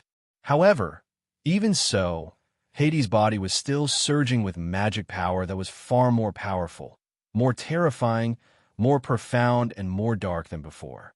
That magic power was at least 3 times more powerful than before. And this level of magic power was something that Noah had never felt until now. Feeling such astonishing magic power, Noah tightened his grip on the demon slayer in his hand, looked at Hades, and said word by word, "You were hiding your strength?" In fact, from the beginning of the battle until now, the whole process had not even been 5 minutes. And from the beginning, Hades had been crushed by Noah, so it couldn't be said that he was hiding his strength. But don't forget, before this battle, Noah and Hades also had a battle a few months ago. At that time, Hades simply didn't have the strength to appear at this level. Therefore, Noah had such a sentence. Hiding his strength. Yes, in the battle a few months ago, Hades hid his strength. You should be proud, little brat. Hades raised his head and looked at Noah. The eye patch on one of his eyes had long disappeared, but it was still tightly closed, while the other I stared at Noah and said, "Ever since I comprehended the essence of the demonic path, this is the first time I've been forced to release all my strength in battle. So, open your eyes wide and clearly see the domain that you would never be able to touch in the past." After saying this, Hades slowly opened one of his eyes that was tightly shut. Demon's eye opened as the tightly closed eye opened bit by bit. An extremely terrifying dark magic power overflowed from Hades' body bit by bit. Seeing Hades' closed eye, even Noah couldn't help but have a change of expression. This was because Hades' eye was actually a strange blood-red eye without a pupil. As soon as this strange blood-red eye was released, the aura on Hades' entire body changed. If the previous Hades was dark, but at least he was still a human, then at this moment, Noah didn't feel even a trace of human aura from the terrifying magic power surging from Hades' body. Under such circumstances, Hades, whose entire body was fluctuating with terrifying ink-like magic power, had his hair all standing up like sharp needles. He put his hands together and made a strange hand seal. Black Mage Jerf's Book, Chapter 4, Paragraph 12, Forbidden Magic, Heaven's Execution or Heaven's Punishment. Immediately, the terrifying magic power fluctuating around Hades spread out from his body like ripples, instantly reverberating in the entire space. Under the dark magic power fluctuations, strange tentacle-like undercurrents suddenly rose from the pieces of earth on the ground and slowly wriggled, gathering around Hades. Not long after, under Noah's focused gaze, with Hades as the center, huge, ferocious monsters of different shapes that looked like they were condensed from pure darkness took shape one after another.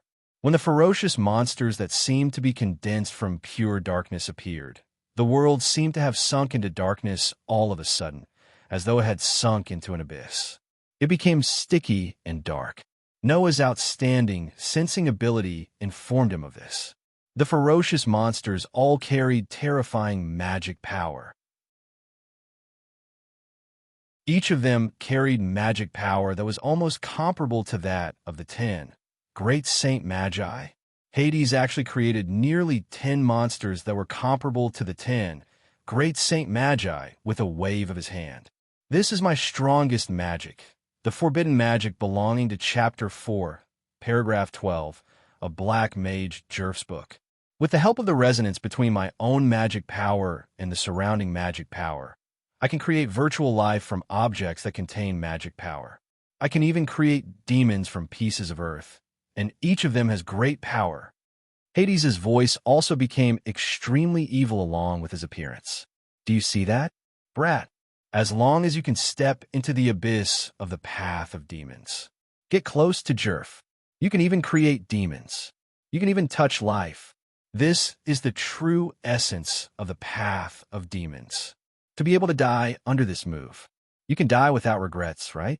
Ha ha. This was Hades' trump card. This was Hades' true strength. Why was it that Noah undoubtedly forced Hades to retreat a few months ago, but Hades always looked as though he could defeat Noah? This was the reason. A few months ago, Hades did not show his true strength at all.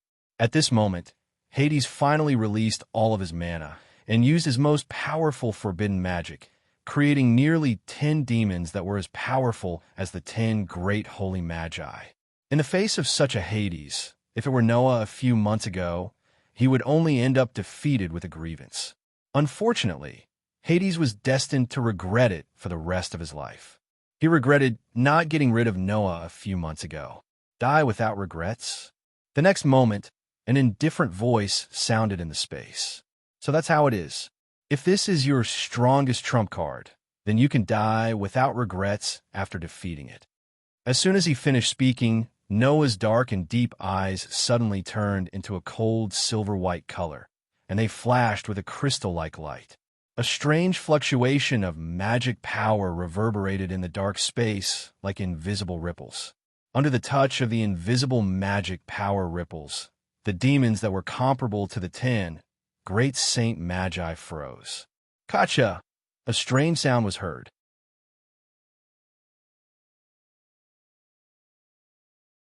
Chapter 1141. Kacha! When such a voice resounded in the dark space that had turned into an abyss, the strange and terrifying atmosphere in the air suddenly froze. Hades, who was laughing maniacally, froze as well.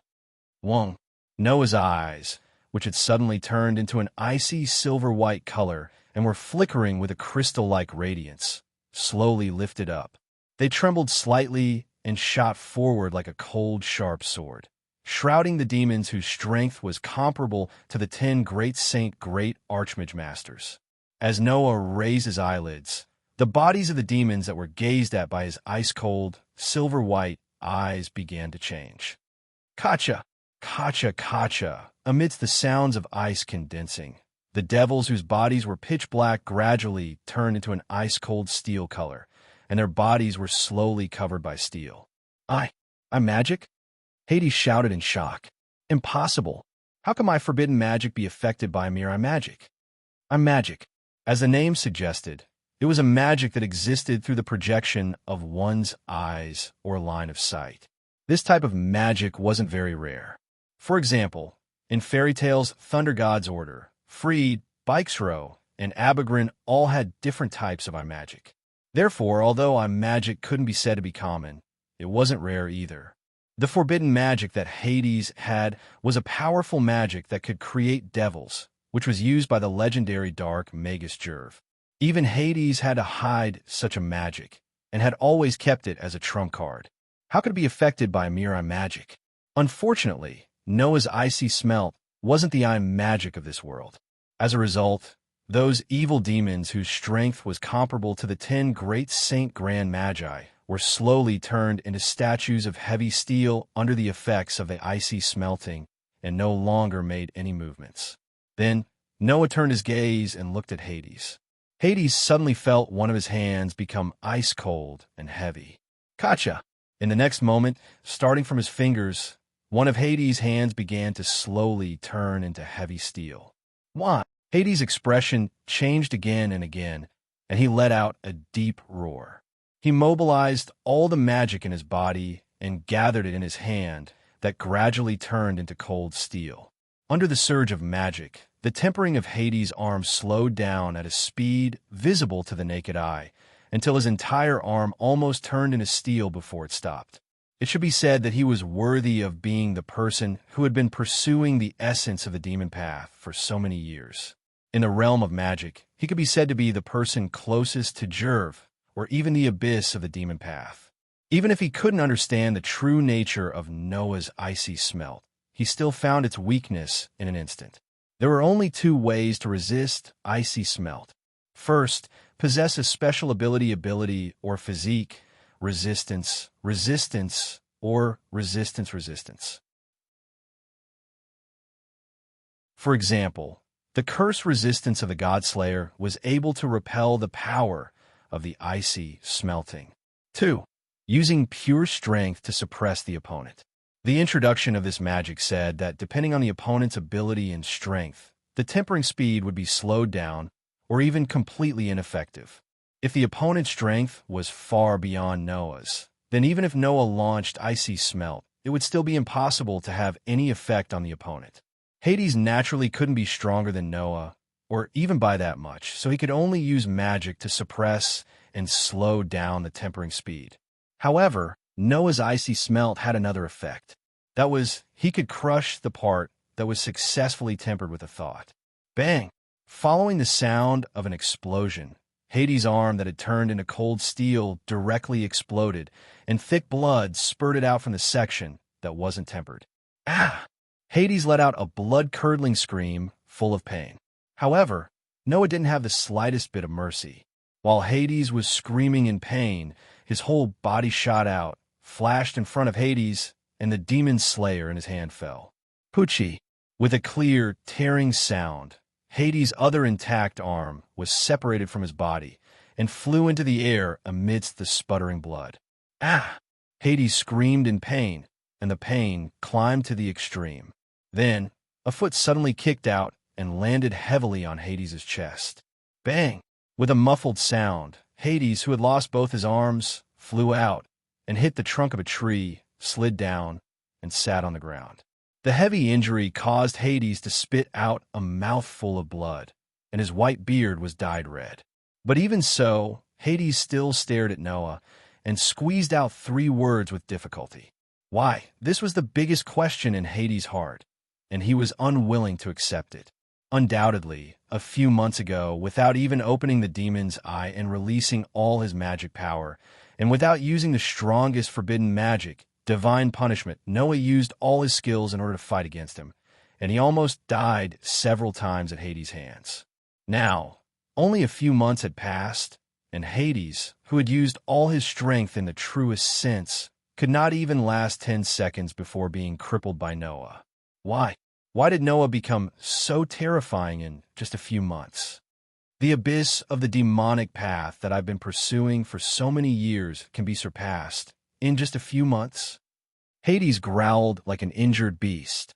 Undoubtedly, Jerf is already in front of me, and I'm just a little bit away from getting him. Why did I fail? Why? Hearing this, Noah cast his gaze on Hades.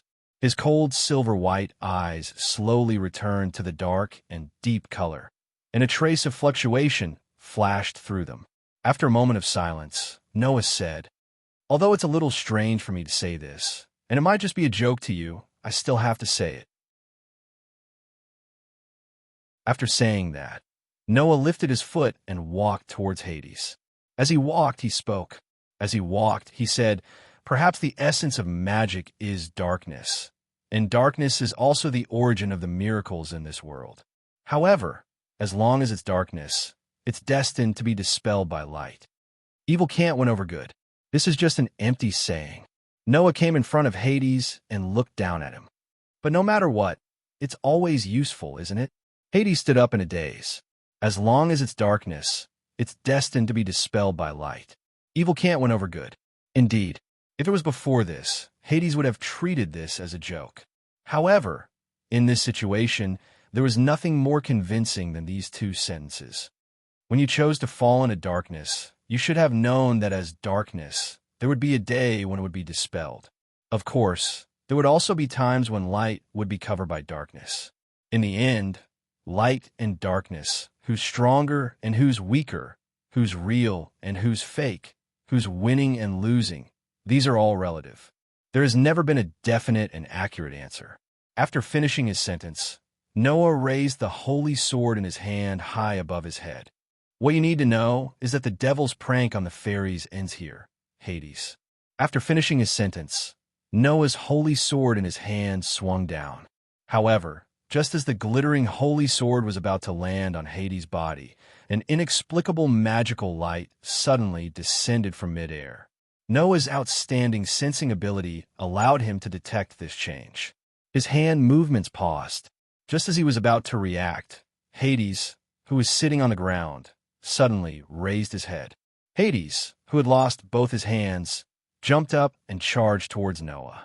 Seeing this, Noah's eyes sharpened. He turned around and kicked Hades' abdomen. With a bang sound, Hades was once again sent flying backward. However, at this time, the magical light that descended from the sky flashed behind Noah and landed on Noah's body.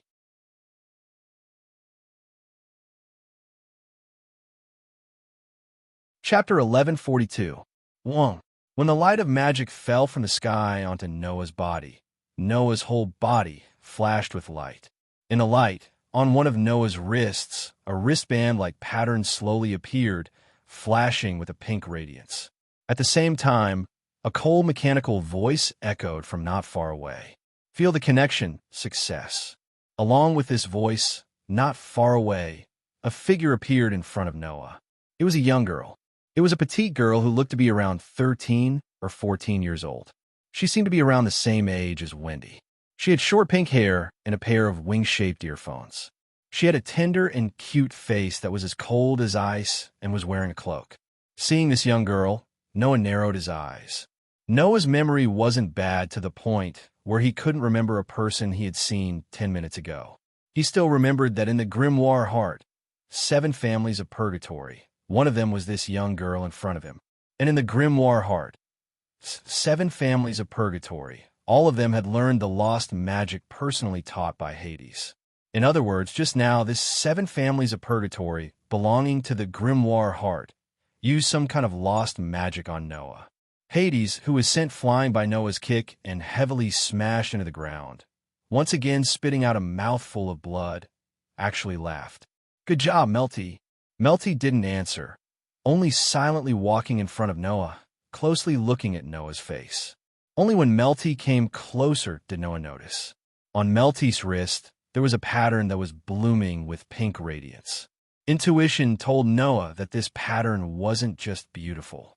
Not knowing if she saw through Noah's thoughts, Melty, who was closely looking at Noah, slightly raised her eyes and spat out such a sentence.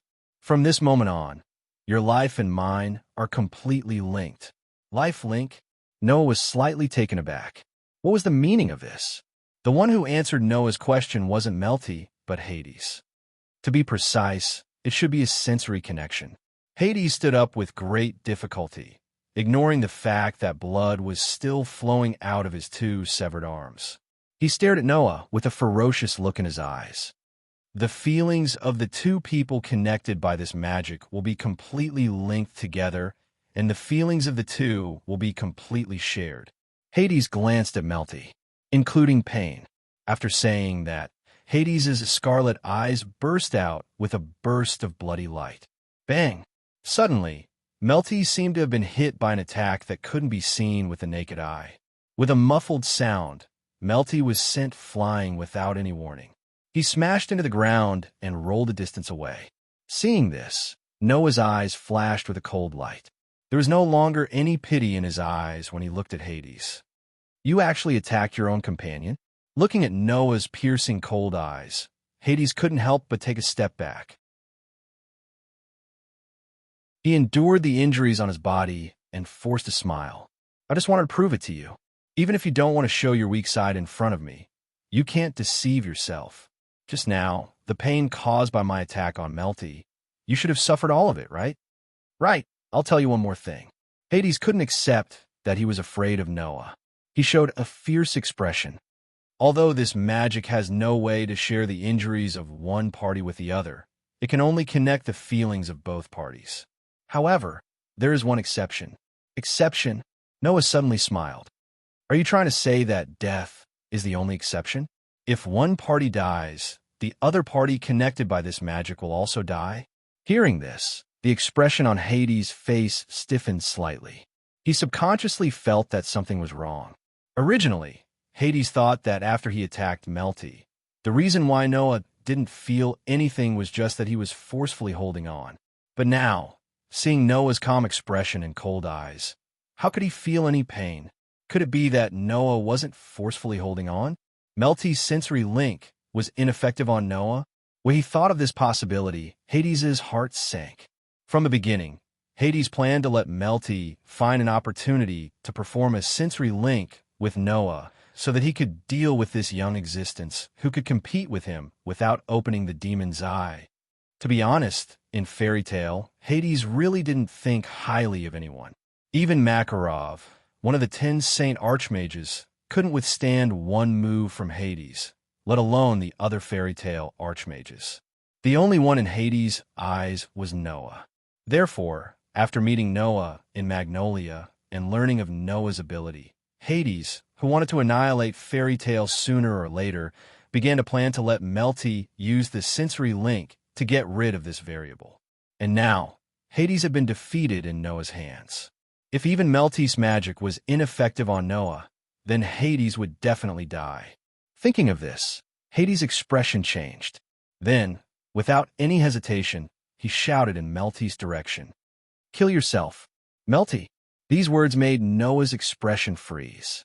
As for Melty, her eyes only slightly fluctuated a few times. Then, she got up from the ground and took out a dagger from her arms. This girl was actually prepared to carry out Hades' order. Swish! In the next moment, Melty did not hesitate to ruthlessly stab the dagger towards her own heart. Buzz! However, almost at the same time, a golden ripple suddenly fluctuated in the space around Melty. A chain popped out and wrapped around Melty's dagger, stopping the momentum of the dagger that was violently stabbing towards Melty's heart. Murdy didn't even have time to react before a figure suddenly appeared in front of her. "Pa!" A crisp sound echoed in the air. That was not the sound of the dagger in Melty's hand being slapped away. It was Noah, who had suddenly appeared in front of Melty, who had slapped her on the tender face with the back of his hand. Feeling the pain from her cheek, Melty was completely stunned. She blankly raised her head and looked in Noah's direction. What entered Melty's eyes was a face that was clearly angry. Looking down at Melty, who was blankly staring at him, Noah could not hide the anger in his heart. What do you think life is? As mentioned before, what Noah hated the most was the blasphemy of life for no reason. It was not that Noah hated to see fighting and killing. He was so compassionate that he believed that all lives in the world were equal and that everyone's life was precious. Noah had always thought that people who deserved to die should die. However, people who did not deserve to die should cherish their hard-won life. Noah did not know whether Melty was a person who deserved to die or not. However, there was no doubt that Hades was a person who deserved to die. Giving your life to that damn guy is a tool to use. Noah coldly snorted. "That may be your freedom, but please do it in a place that I can't see." After saying that, Noah turned his head. His gaze was like a deadly arrow, shooting directly in Hades' direction. This time, Noah's murderous intent were no longer concealed. "As for you, you have one more reason to die." Golden ripples fluctuated around Noah's body. Just as Hades felt a sense of crisis in his heart, a voice that was 1,000 times colder than Noah's suddenly sounded. "Yes, life is precious, but some people's lives should be erased as soon as possible." A thick darkness engulfed the entire area.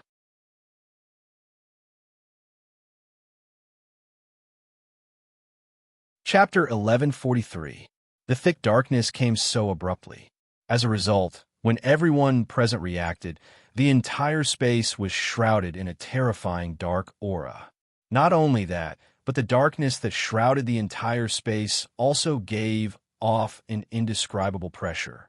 It made Hades and Melty tremble, and fear appeared in their eyes. Even Hades, who was the closest to the essence of the demon Tao and the abyss of the demon Tao and had an unparalleled understanding of darkness, was no exception. Among everyone present, only Noah's expression remained unchanged, but his heart sank slightly. He turned around abruptly and looked in a certain direction. Russell, almost as soon as Noah turned around, a strange sound slowly reverberated in the air. It was the sound of footsteps.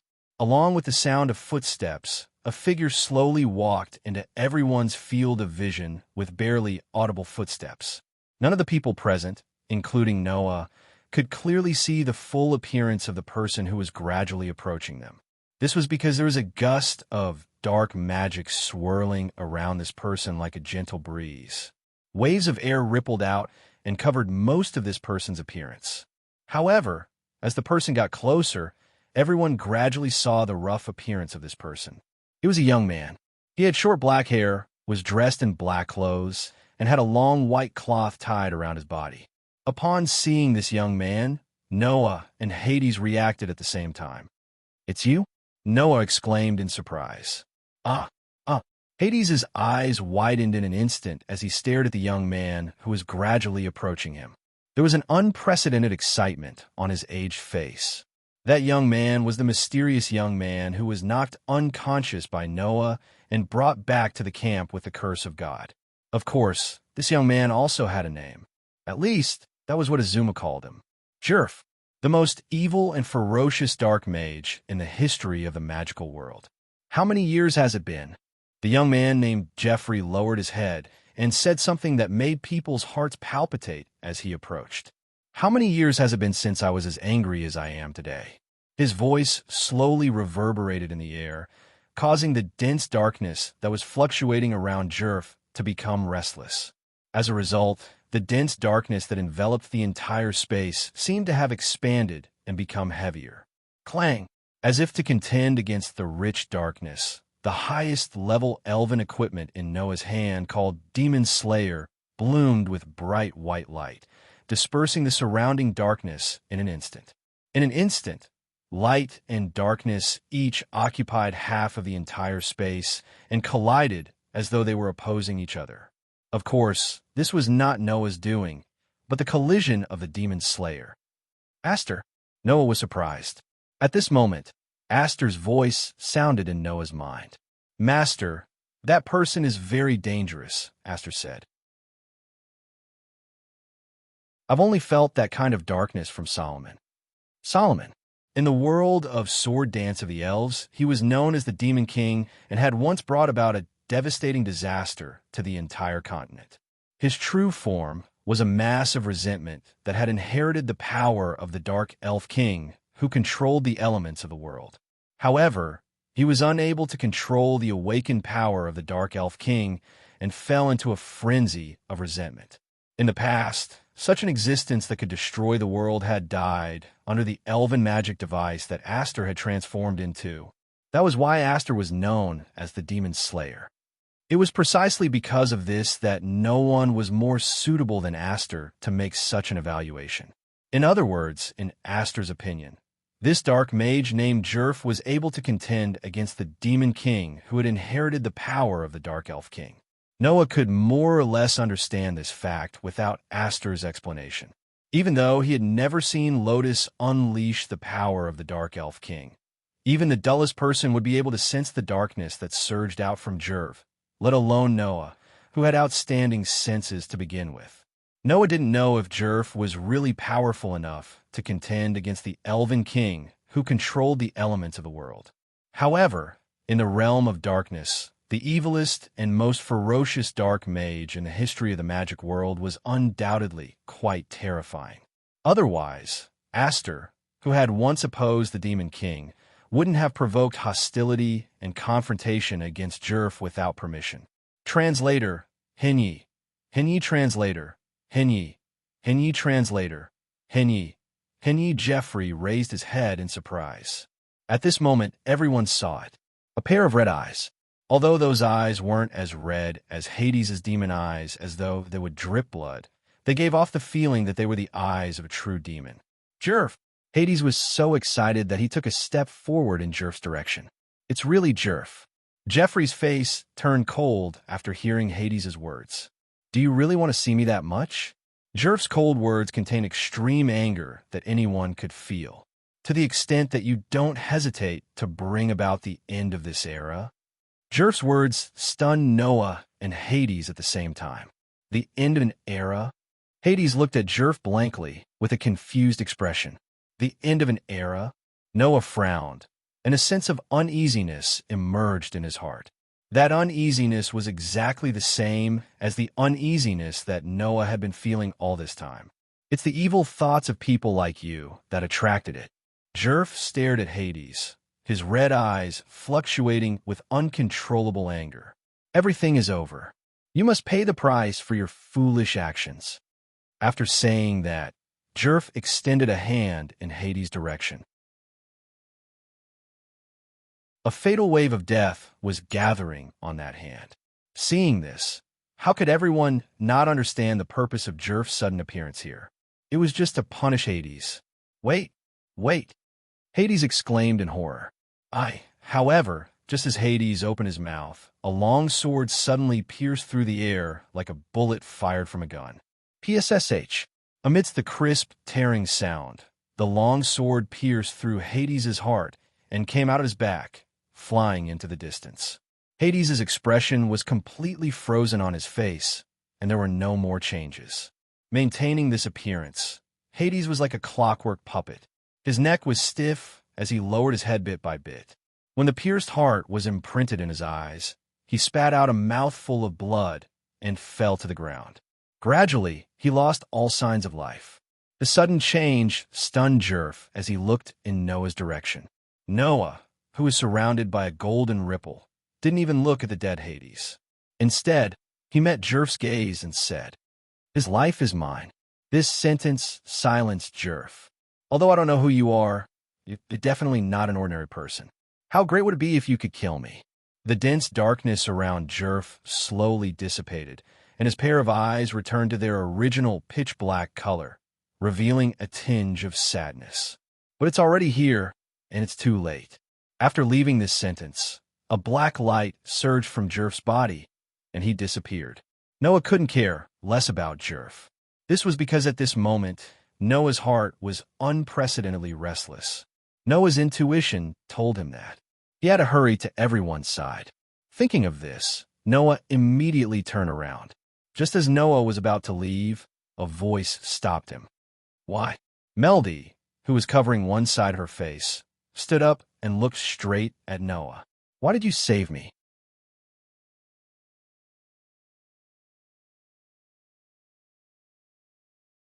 Chapter 1144. Melty's words made Noah's body, which had just turned around, freeze. You aren't affected by this sensory connection, right?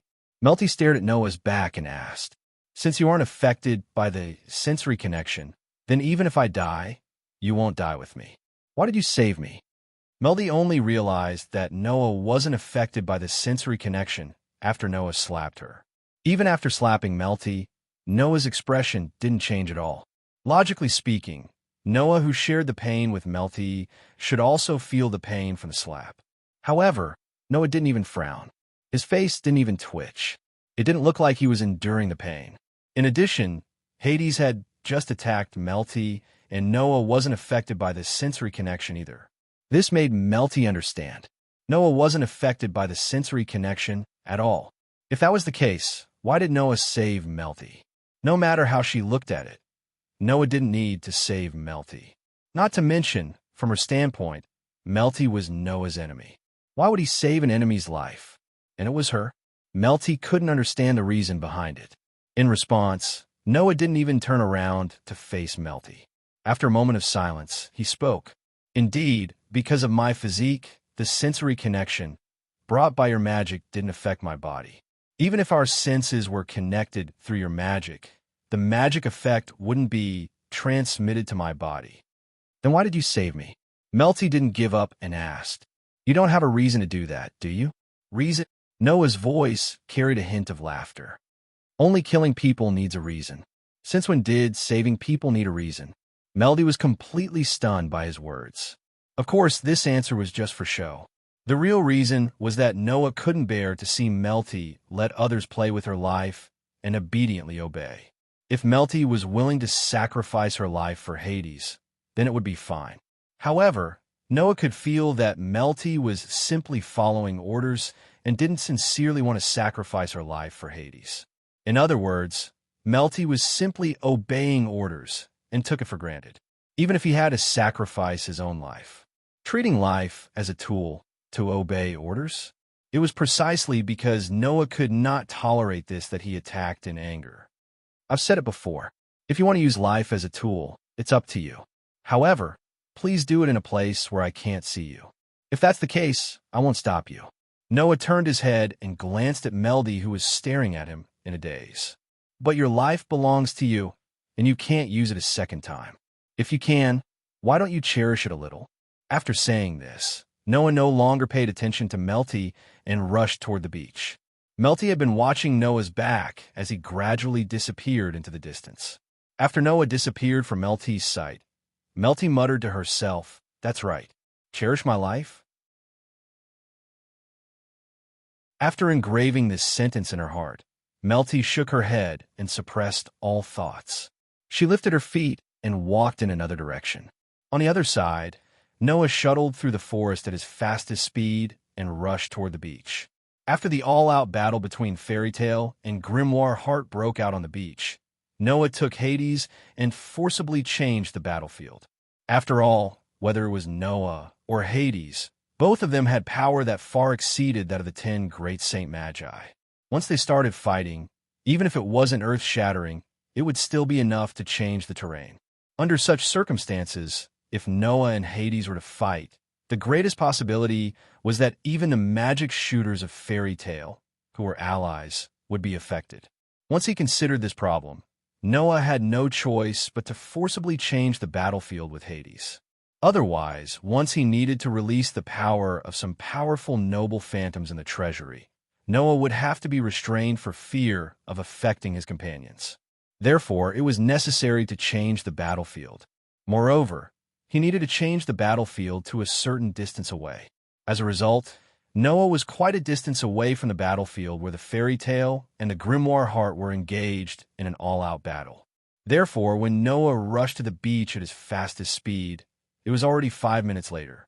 After leaping out of the forest and appearing on the beach, the first thing Noah saw was the messy beach. The beach was full of potholes, and it was unbearable to look at. On the beach, the originally thick layer of sand seemed to have been shaved off by at least a third, and exposed rock formations could be seen everywhere. On such a messy beach, a group of Fairy Tale magic shooters, more or less injured, were sitting together, grimacing in pain. Among them, when he had been running back and forth between the group, busily treating the injuries of the group of Fairy Tale magic shooters. Her small face was covered in sweat. As for the people from Grimoire Heart, they had long since disappeared. Perhaps sensing Noah's arrival, the group of Fairy Tale magic shooters turned their heads and looked in Noah's direction. "Brother Noah," Lysana and Wendy cried out in surprise. "Noah!" Lucy and Rebecca cried out at the same time. Even Myra's eyes lit up the moment she saw Noah, and then a beautiful smile bloomed on her face. The rest of the group looked at each other, and then gave Noah a thumbs up. Seeing this, Noah understood. In the battle between Fairy Tale and Grimoire Heart, Fairy Tale had obtained a complete victory. However, that was to be expected. In order to carry out the mission of perishing together with Noah, Melty found an opportunity to slip away not long after the battle began. The other members of the 7 families of Purgatory might be very strong, and each one of them could even contend with Alusha and Mira.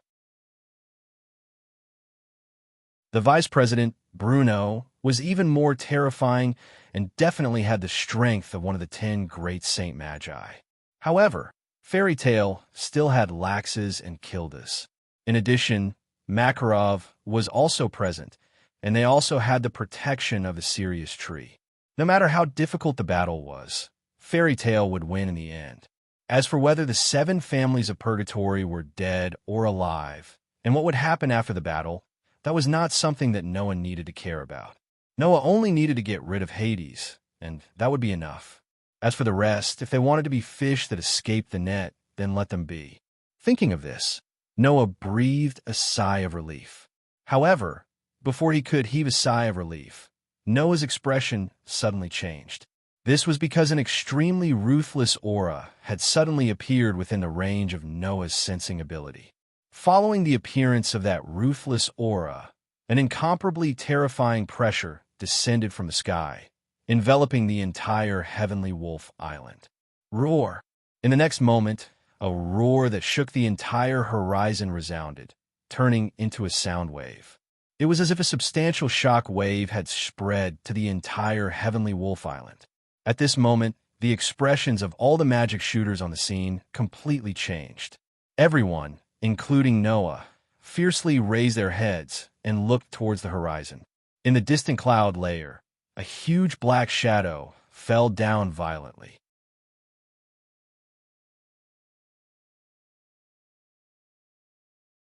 Chapter 1145. Roar. When that astonishing roar reverberated throughout the entire Heavenly Wolf Island, the faces of all the magic shooters from Fairy Tale changed. It was as if their brains had been hit by an internal impact, or as if their eardrums had been hit by a terrifying shriek. All the magic shooters from Fairy Tale turned pale in an instant. They covered their ears and let out blood-curdling screams. Even Noah felt as if his entire body had been hit by something heavy from above. His shoulders sank, and his pitch-black eyes violently shook. His heart was also in turmoil. It was different from the rest of the magic shooters from Fairy Tale. In addition to being shaken by that roar, Noah's superb sensory ability allowed him to clearly feel a terrifying aura and magic power. It was like an ancient beast, like a demon from hell. It carried a terrifying and ruthless aura and an astonishing fiendish aura and magic power that far exceeded human imagination. Soon after, Noah, who was staring at the sky, saw it. In the distant clouds, a huge black shadow slowly descended. It was a dragon. It was a pitch-black black dragon with mysterious blue patterns all over its body. It had a pair of huge wings that resembled feathers. Its head was incomparably malevolent, and its body was incomparably huge. Its entire body carried an extremely frightening and ruthless aura. Such a black dragon slowly descended from the clouds. The air around its body was directly shaken by that terrifying pressure. It was as if a god had descended from the heavens, causing the entire Heavenly Wolf Island to be covered by that huge black shadow. Soon after, the black dragon's eyes flashed with an ominous glint. It raised its malevolent head, opened its mouth full of sharp fangs, and let out a resounding roar towards the Heavenly Wolf Island below. Roar! The terrifying roar that resounded throughout the heavens and earth once again turned into a substantial sound wave. Like a shock wave, it shrouded the entire Heavenly Wolf Island, causing the sand on the beach to turn into a sandstorm that raged wildly. However, the group of Fairy Tale's magic shooters did not have the time to care about such a change. Everyone just stared blankly at the huge dragon descending from the sky. They had completely lost their ability to react, especially Kildas. His eyes were constantly trembling violently, and there was a strong sense of horror and fear in them. There was no other reason. It was because Kildas knew this black dragon. Staring at that ferocious black dragon, Noah's expression gradually became dignified. Echinolia. This name was not unfamiliar in this world. In the historical records, called Revelation, this name was the main character. It had once destroyed a huge country with its own strength, and was known as the enemy of mankind. It was the most ferocious and terrifying dragon in the legends. Kildas was severely injured by such a dragon in the blink of an eye, and almost died, resulting in the failure of the century-old mission. Noah also found the information about the black dragon recorded in Revelation under the guidance of his intuition after learning about the existence of the black dragon from Kildas. Why would the legendary dragon of destruction, who had destroyed a huge country with its own strength, appear here? Why did it come here? Was this black dragon, named Econarolia, the cause of the end of the era that Jerf was talking about? These were not important. What was important was that Noah could clearly feel it. The terrifying pressure and violent aura of the huge dragon descending from the sky were all directed towards them. There is no doubt that Econolia was not here to travel on Heavenly Wolf Island. It was here to destroy everything here. Noah's heart suddenly tightened, and he shouted at the group of fairy tale magic shooters in a louder voice than ever before. "Everyone, get out of the way!" However, it was too late to remind them at this time. The black dragon that slowly emerged from the clouds suddenly turned into a black shadow without any warning. Like a huge meteorite falling from the sky, it rubbed against the air, causing the air to set off red sparks due to the violent friction, and landed heavily on the beach of Heavenly Wolf Island. Boom! Accompanied by a violent boom, a terrifying shockwave suddenly spread out. It turned into a gale that was 100 times, 1,000 times more terrifying than the storm, wildly spreading in all directions. Under that frightening impact, the group of magic shooters from Fairy Tale didn't even have time to react before they were all blown away by that frightening gale. In the center of the storm, Econolia, who had smashed a huge hole in the ground, was roaring. Whoosh! In the next instant, the black dragon named Econarolia fiercely swung its huge tail, which seemed to be connected to a blade, causing a sharp, trembling sound. The terrifying power contained in it actually caused some distortions to appear in the air, and that blow, which represented death, was thrown towards the fairy tale magic shooters that were blown away. If they were hit by this attack, those magic shooters who were sent flying backwards without any time to defend themselves would definitely lose their lives on the spot, wouldn't they? However, at this moment of extreme danger, a huge magic array suddenly appeared in front of the huge tail, rotating around it. Buzz! An astonishing amount of mana burst out from the magic array. In the blink of an eye, the huge magic array was shrouded in bursts of mana flames, setting off howling gales.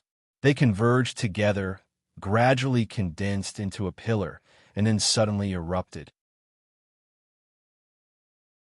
Soon after, from the huge magic array, a magic light pillar that seemed to be able to penetrate the heavens and the earth streaked across the sky with a sharp whooshing sound, fiercely shooting towards Econololia.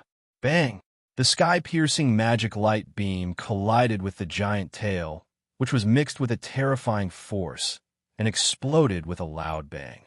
Even from 1,000 meters away, the sound of the violent explosion could still be faintly heard. At the moment of the explosion, a shockwave spread out in all directions, shaking Econarolia and forcing him to take 2 steps back with a heavy thump sound. Yes, 2 steps. That magic light beam, which was enough to evaporate a building in an instant, actually only made Econarolia take 2 steps back. However, the moment Econarolia retreated from the side of Econaroglia's enormous body, a figure shot out like a bolt of lightning. Absolute sword skill.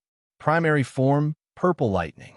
Flickering with a gorgeous radiance, the demon slayer was like a bolt of lightning, heavily stabbing into Econolia's abdomen. And then, something that even Noah was surprised happened. Clang! The highest grade elven equipment named Demon Slayer heavily pierced into Econorolia's body. Instead, the sound of metal clashing resounded, as sparks flew from the friction against his body that was filled with mysterious patterns. Aster couldn't even pierce through Econolia's scales. Roar! Stopping his retreat, Econolia raised his head and roared. A huge malevolent claw suddenly lifted, streaking across the air, and in a sharp explosion, fiercely smashed into Noah's body. Bang! A muffled sound that shook one's eardrums resounded. Noah's whole body was like a ball, sent flying by Econolia. The huge force from his body made Noah cough up a mouthful of blood. Then he fiercely flipped over and landed on the ground. His feet rubbed against the ground, and he slid a considerable distance before stopping.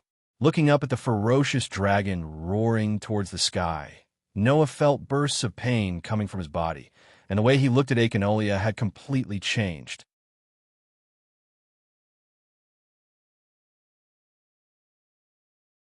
Chapter 1146. How long has it been? How long has it been since Noah was injured? Since the battle with the infinite dragon god Orpheus in the world of Demon High School, Noah has never been injured again. After a few months, Noah finally felt the pain of a battle again. Judging from the fact that it was able to injure Noah, the strength of the dark dragon named Echonerolia could be seen at a glance. It must be known that Noah not only has a LV for a level, but also reached the S-stage durability blessing. His body's ability to withstand attacks has reached the level of steel, and there is also the sword's blessing to weaken physical attacks. Even so, Echonerolia's claw managed to injure Noah. Even if the injury is not serious, one can still see Echonerolia's power. The power of this black dragon, who destroyed a huge country by himself in Revelation, was definitely comparable to the 5 Dragon Kings in Demon High School. Even more, it is very likely that there's a hidden power that can reach the level of a sky dragon. Roar! At this time, Echonerolia issued a loud roar in the direction of Noah, and the roar turned into an invisible shock wave that burst out. Seeing this scene, Noah understood. Echonerolia did not have the intention to fight with him seriously. Otherwise, Kieran's attack on Noah would not be as simple as a puff. Seeing this, Noah's eyes flashed with a cold light. Whoa! In the vibration of the space, a golden ripple fluctuated in the space around Noah, and a variety of swords, spears, halberds, and other treasures popped out. They directly shot out like a sharp needle that pierced a balloon, and the invisible shock wave fiercely pierced through. Then, the noble artifacts continued to move towards Echonerolia without any reduction in power. Whoosh! The huge dragon tail behind Echonerolia once again flashed through the space, fiercely whipping forward, and heavily collided with the rain of treasures. However, the result of those needles being swept away by Echonerolia's tail did not happen. After all, previously Noah's demon slayer was not able to cut through Echonerolia's scales, right? However, this time, the precious artifacts that shot over easily pierced through the scales on Echonerolia's tail. Amidst tearing sounds, wounds were left on Echonerolia's tail one after another, causing blood to spurt out. Roar! The pain from the tail made Echonerolia roar towards the sky. There was finally real anger in its voice. It was apparent that the famous evil dragon was finally enraged and became serious after getting injured in the battle with Noah with a playful attitude. Seeing this scene, Noah raised the corner of his mouth. Sure enough, only treasures with the Dragon Slayer attribute that can cause great damage to dragon-type creatures are effective against that dragon. Muttering such a sentence, Noah silently said in his heart, "Aster, you should take a break for now." "Yes, master." Aster let out a slightly unwilling voice, but he still obeyed obediently.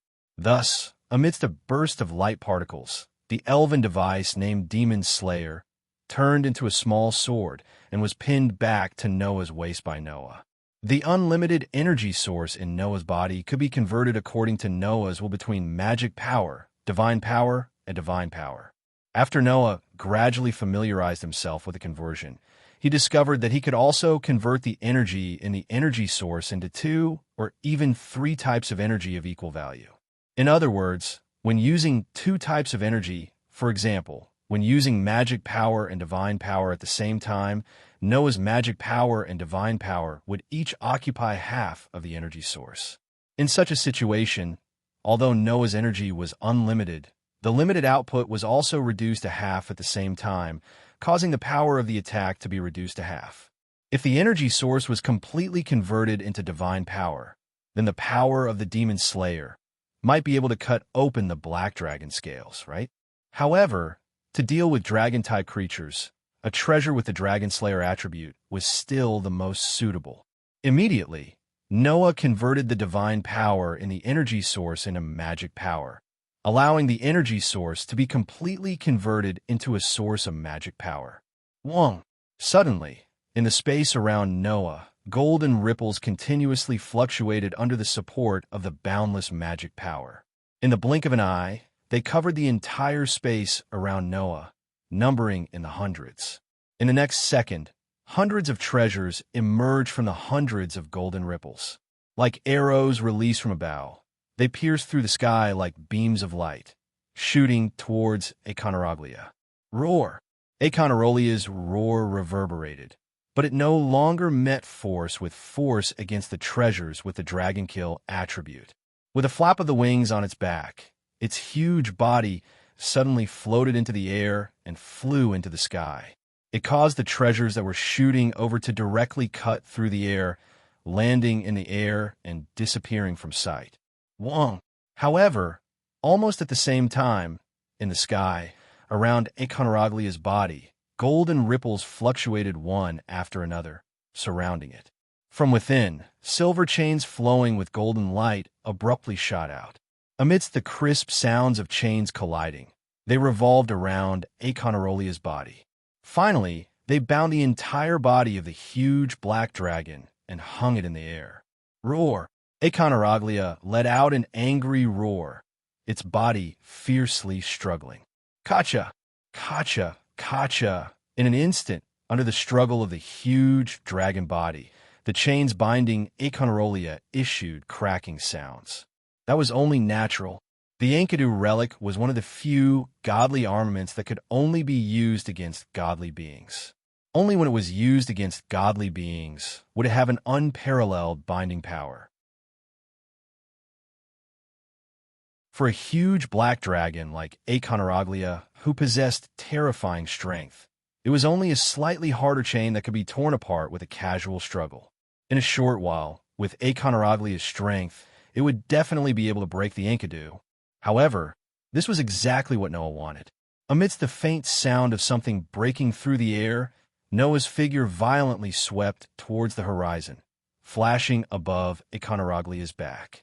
In his hand, a large sword with a metallic luster, the sword body flickered with silver light, and the tip of the hilt was inlaid with blue gems. It blossomed with resplendent twilight sword chi, illuminating the entire sky. Roar! At this moment, Econoraglia truly felt a trace of threat. Looking at the furious Econoraglia below, Noah's eyes flashed with a sharp light. Fantasy Greatsword, Demonic Fall, Bamong. The true name of the greatsword blossomed with resplendent twilight sword chi, following Noah's release, suddenly expanded to the pinnacle. Clang! Soon after, amidst a sword cry that resounded through the air, the soaring twilight sword chi, under Noah's wave, turned into a crescent that fell from the sky, heavily falling on Econoraglia's back like a crescent moon. Rumble! Amidst a thunderous explosion, terrifying energy ripples erupted in midair, sweeping out. Bang, bang, bang, bang.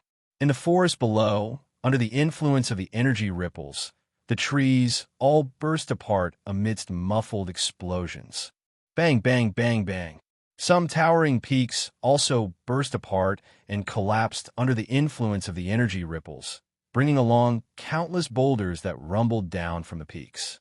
The terrifying energy ripples naturally enveloped Econorolia, causing the entire horizon to tremble as the energy ripples spread, emitting a sharp wail like a mournful wail.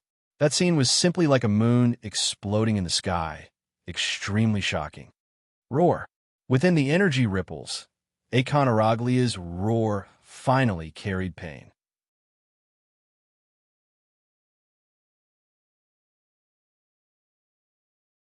Chapter 1147. Wong. The violent energy ripples and shock waves were still shaking the entire sky above Sky Wolf Island, causing the entire sea around Sky Wolf Island to be affected. With Sky Wolf Island as the center, a layer of waves surged in all directions. Under the powerful impact, Noah had already spread out the wings on Hermes' boots. His whole body rode the terrifying waves and lightly retreated. In his hand, the dusk sword aura on the greatsword began to slowly dissipate. Fantasy Greatsword, Demons Fall, Bang. Perhaps many people did not know this name. However, if the name of the owner of this noble artifact was mentioned, then many people would know the origin of this noble artifact. Siegfried, also known as Siegfried. In a German narrative poem, in Norse mythology's Song of the Nibelungen, he appeared as a hero who slayed dragons. In the world of the God Slayer, Tony's power of protection of steel was usurped from such a character.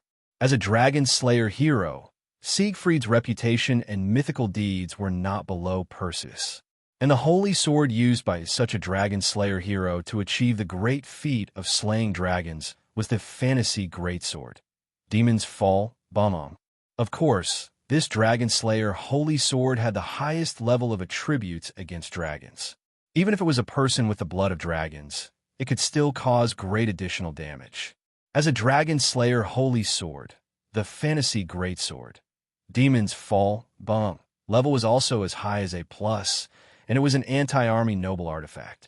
In Noah's treasure vault, even if it could not be said that there were countless noble artifacts of higher level than this one, there were definitely not a few. However, in terms of lethality against dragons, there is almost no noble artifact that could truly surpass the fantasy greatsword, Demons Fall, Bang. Therefore, Noah took it out. Tightly holding this extremely famous noble artifact, Noah tried his best to stabilize his body in the impact of the waves and energy ripples. His gaze was fixed on the center of the impact.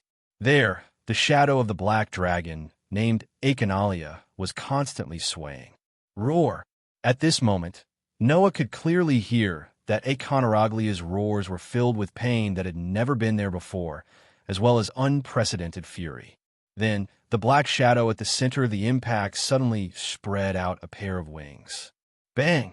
Accompanied by a muffled sound, the terrifying energy ripples and shockwaves were dispersed by a pair of wings that suddenly spread open.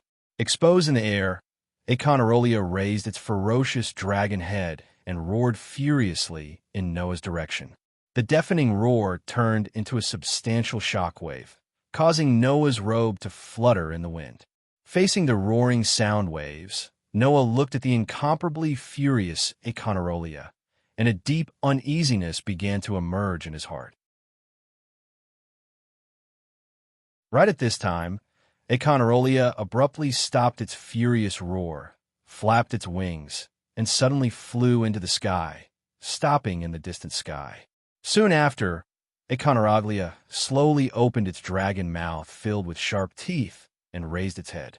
Wong! Instantly, with Echanarolia's slowly opening mouth as the center, a gust of airflow appeared in the surrounding space without any premonition. It was mixed with an extremely terrifying magical power that frantically gathered in Echanarolia's wide, open mouth. The dense airflow and extremely terrifying magic power that converged in Echanaraglia's huge mouth spun like a whirlpool. Finally, it flickered with dazzling light and condensed into a light wave, like a dragon pearl, that was held in Echanaraglia's mouth. Seeing this scene, Noah's expression finally changed. Moreover, it was a drastic change. Only at this time did Noah remember something. From beginning to end, Echanaraglia had not used magic even once. In other words, Echanaraglia had not used its full strength. At this moment, Echanaraglia finally used its full strength in the truest sense. The sudden gathering of magic power in its mouth was exactly the same as when Naz, Gadjalu, Windy, and Lax's used roar.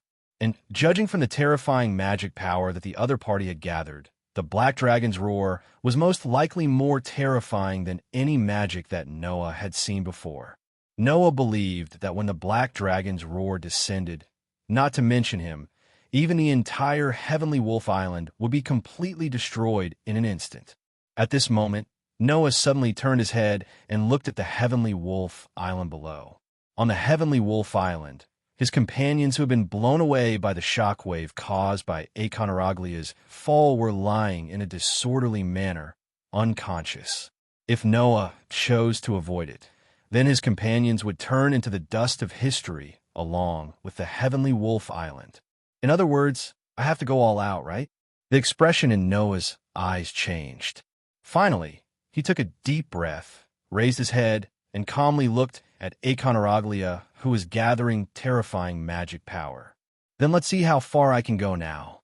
After saying that, the fantasy greatsword, Demon's Fall Bamung, in Noah's hand turned into a burst of light particles and returned to the treasury. Then, a golden ripple fluctuated around Noah's body. Inside, a precious artifact slowly emerged. It was a sword. The body of the sword was cylindrical. The cylindrical body of the sword was black and covered with red vein patterns. The sword hilt was golden, and the sword guard was also golden. However, it looked like three pieces of silkworm cocoon-like objects that overlapped each other and spread out on the left side. It was a strange sword covered with strange patterns. If possible, I really don't want to use this precious artifact. The effect of this sword really disgusts me. A burst of flame-like magic power rose sharply from Noah's body. A sword that can cut open the world. Even if it's just a negligible cut that will quickly recover, it will still cause harm to the world. I don't want to use it at all. After saying that, Noah looked at Aconaraglia with eyes that flickered with an astonishing expression.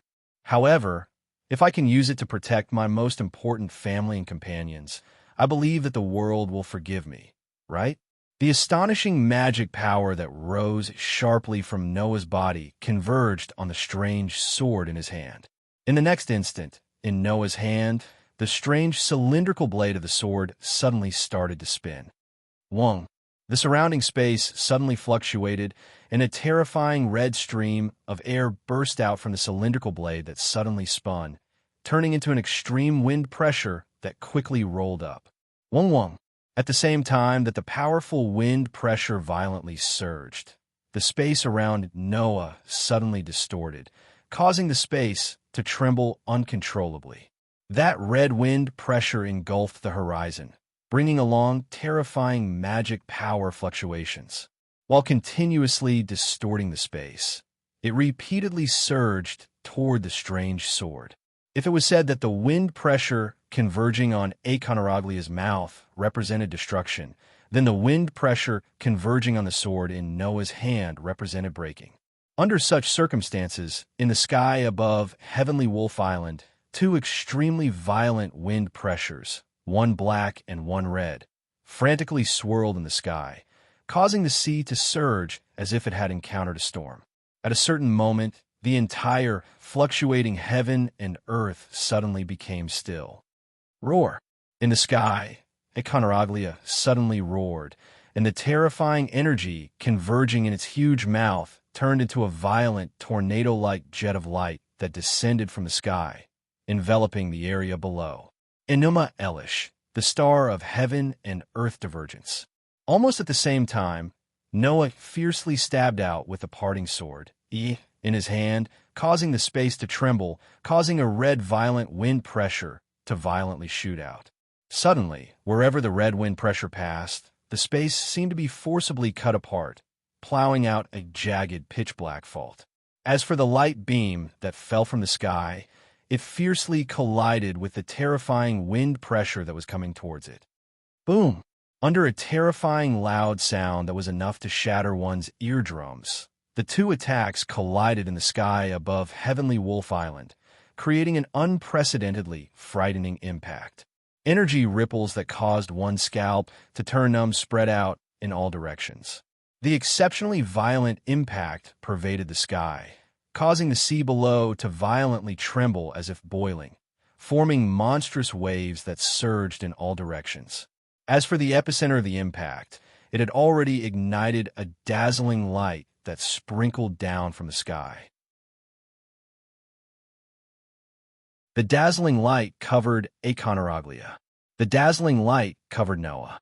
In the blink of an eye, the dazzling light once again covered the entire Heavenly Wolf Island below, enveloping the heavens and the earth. Roar! After an unknown period of time, in the dazzling light, Aconaraglia let out the most painful howls as it flew out, flying into the distance. Upon closer inspection, nearly half of the scales on the body of Aconorolia, which was gradually flying away, had been completely shattered. Scars from the terrifying wind pressure could be seen everywhere, causing dark red blood to unceasingly seep out, dripping down like rain. As for Heavenly Wolf Island, it had completely disappeared in the dazzling light, including Noah.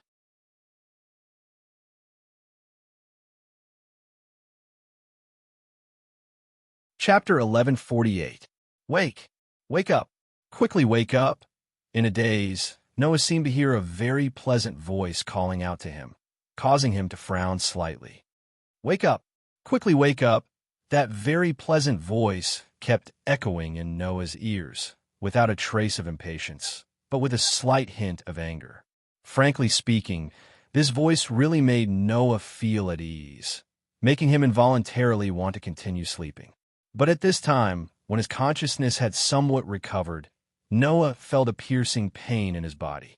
Feeling the piercing pain coming from his body, no matter how comfortable the voice calling out to him was, Noah couldn't continue sleeping. Immediately, Noah used all his strength to whip his mind, slowly awakening his consciousness and opening his eyes. And when he opened his eyes, Noah heard a somewhat happy and pleasant voice. "Oh, you finally woke up?" It was this voice that had been calling out to Noah. With a half-awake consciousness, Noah turned his head with difficulty and looked at the source of the voice. That voice was right beside Noah. It came from a young girl. She looked to be around 13 or 14 years old, was very cute, had a pair of dark green eyes, and a pair of winged ornaments on her head.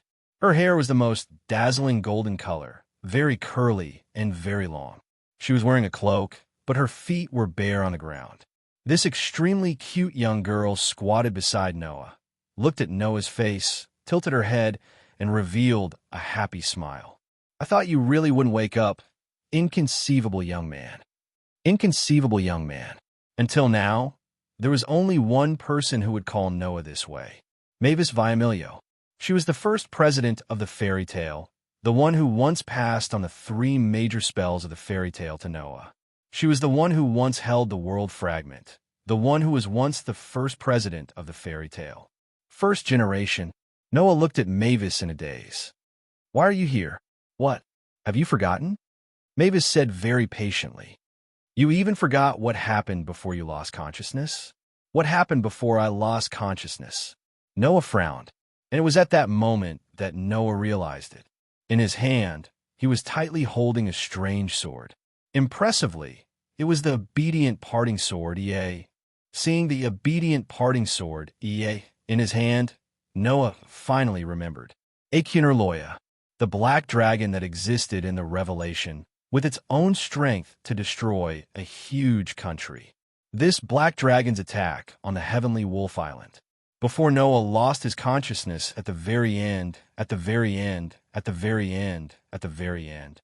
Of course, although it was said to be a fight to the death, Noah still hid the power of a god called authority. Originally, Noah was thinking that if even the obedient parting sword was unable to defeat Acunerloya's full strength attack, then he would disregard everything and use authority to destroy Acunerloya. That way, even if this world was destroyed because he used authority before a month had passed, Noah could once again repair it and return everything to its original state. Otherwise, if he was too apprehensive about this world and caused the death of his family, friends, and loved ones in fairy tale, Noah would definitely not forgive himself. But just as Noah was about to use the obedient parting sword to fight Acunerloya to the death, he did not expect that Noah's noble artifact and Acunerloya's roar would cause a huge energy collision. When the dazzling light sprinkled down from the sky, Noah knew it. If he did not block it, the Heavenly Wolf Island would definitely not be spared. At that moment, on the Heavenly Wolf Island, another ray of light suddenly appeared, covering the entire Heavenly Wolf Island, including Noah. Then, there was no more then. After that, Noah lost consciousness. The reason why he lost consciousness was probably because of Mavis. "You really surprised me." Mavis blinked her cute pair of big eyes. her face more or less showing some surprise. Who would have thought that in the fairy sphere, you were actually not affected by the time freeze? Hearing Mavis' words, Noah was startled at first, but soon after, he realized. Around him, there was a transparent barrier like a protective cover covering the entire Heavenly Wolf Island. Under the cover of this transparent barrier, everything on the Heavenly Wolf Island fell into a state of stillness. The wind could not blow. The trees could not sway. The air could not move. The monsters could not move. As if the entire world had been frozen, everything on the Heavenly Wolf Island fell into a state of stillness. The only people who could still move were two people.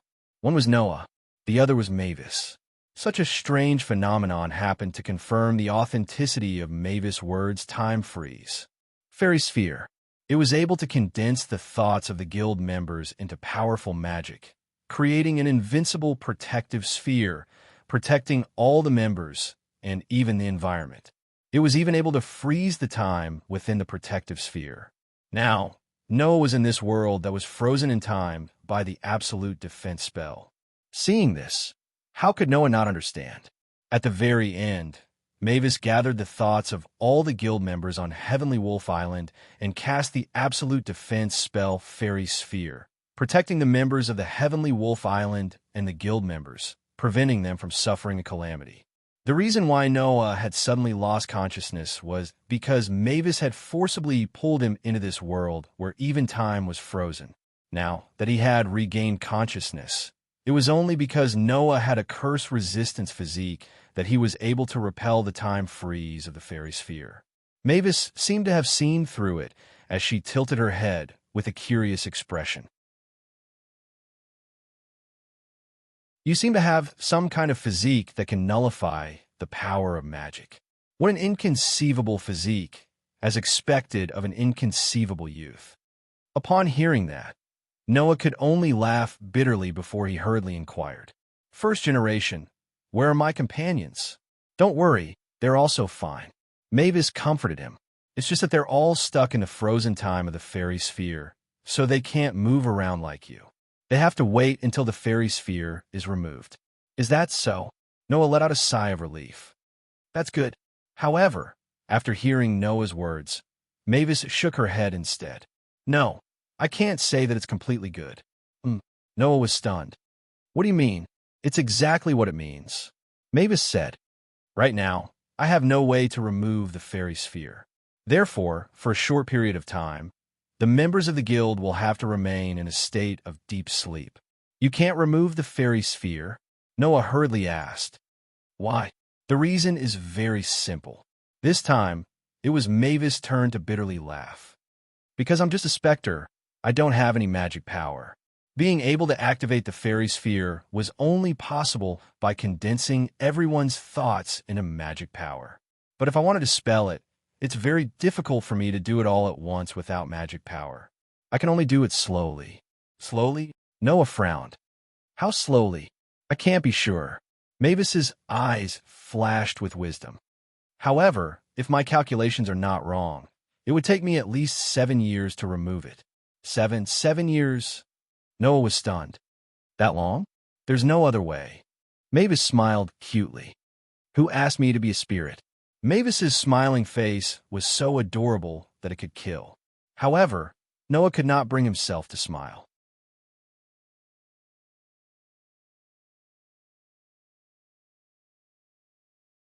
Chapter 1149. 7 years. It would take 7 years to dispel the power of the fairy sphere and release the sorcerers of fairy tale from this world. Perhaps it was just an instant for the companions trapped in this world where time was frozen. But for the outside world, it was 7 years. Don't forget that apart from the people on Celestial Wolf Island, there were still many members in Magnolia's fairy tale, waiting for their return. Making them wait for the people on Celestial Wolf Island for 7 years? Thinking about it, Noah felt uncomfortable. Not to mention, the members of Fairy Tale who came to Celestial Wolf Island were all the top fighters in the guild. If they were to lose the elites of the guild for 7 years, then Fairy Tale's title as the #1 guild in the Fiori Kingdom would become undeserved. At that time, the outsiders who had their eyes on this title and their companions who wanted to protect this title would make the entire fairy tale live a life of grievance and hardship. Noah only needed to think about it for a moment to feel restless. Do we have to spend 7 years to dispel it? Thus, Noah couldn't help but ask, "Can I break it?" Break?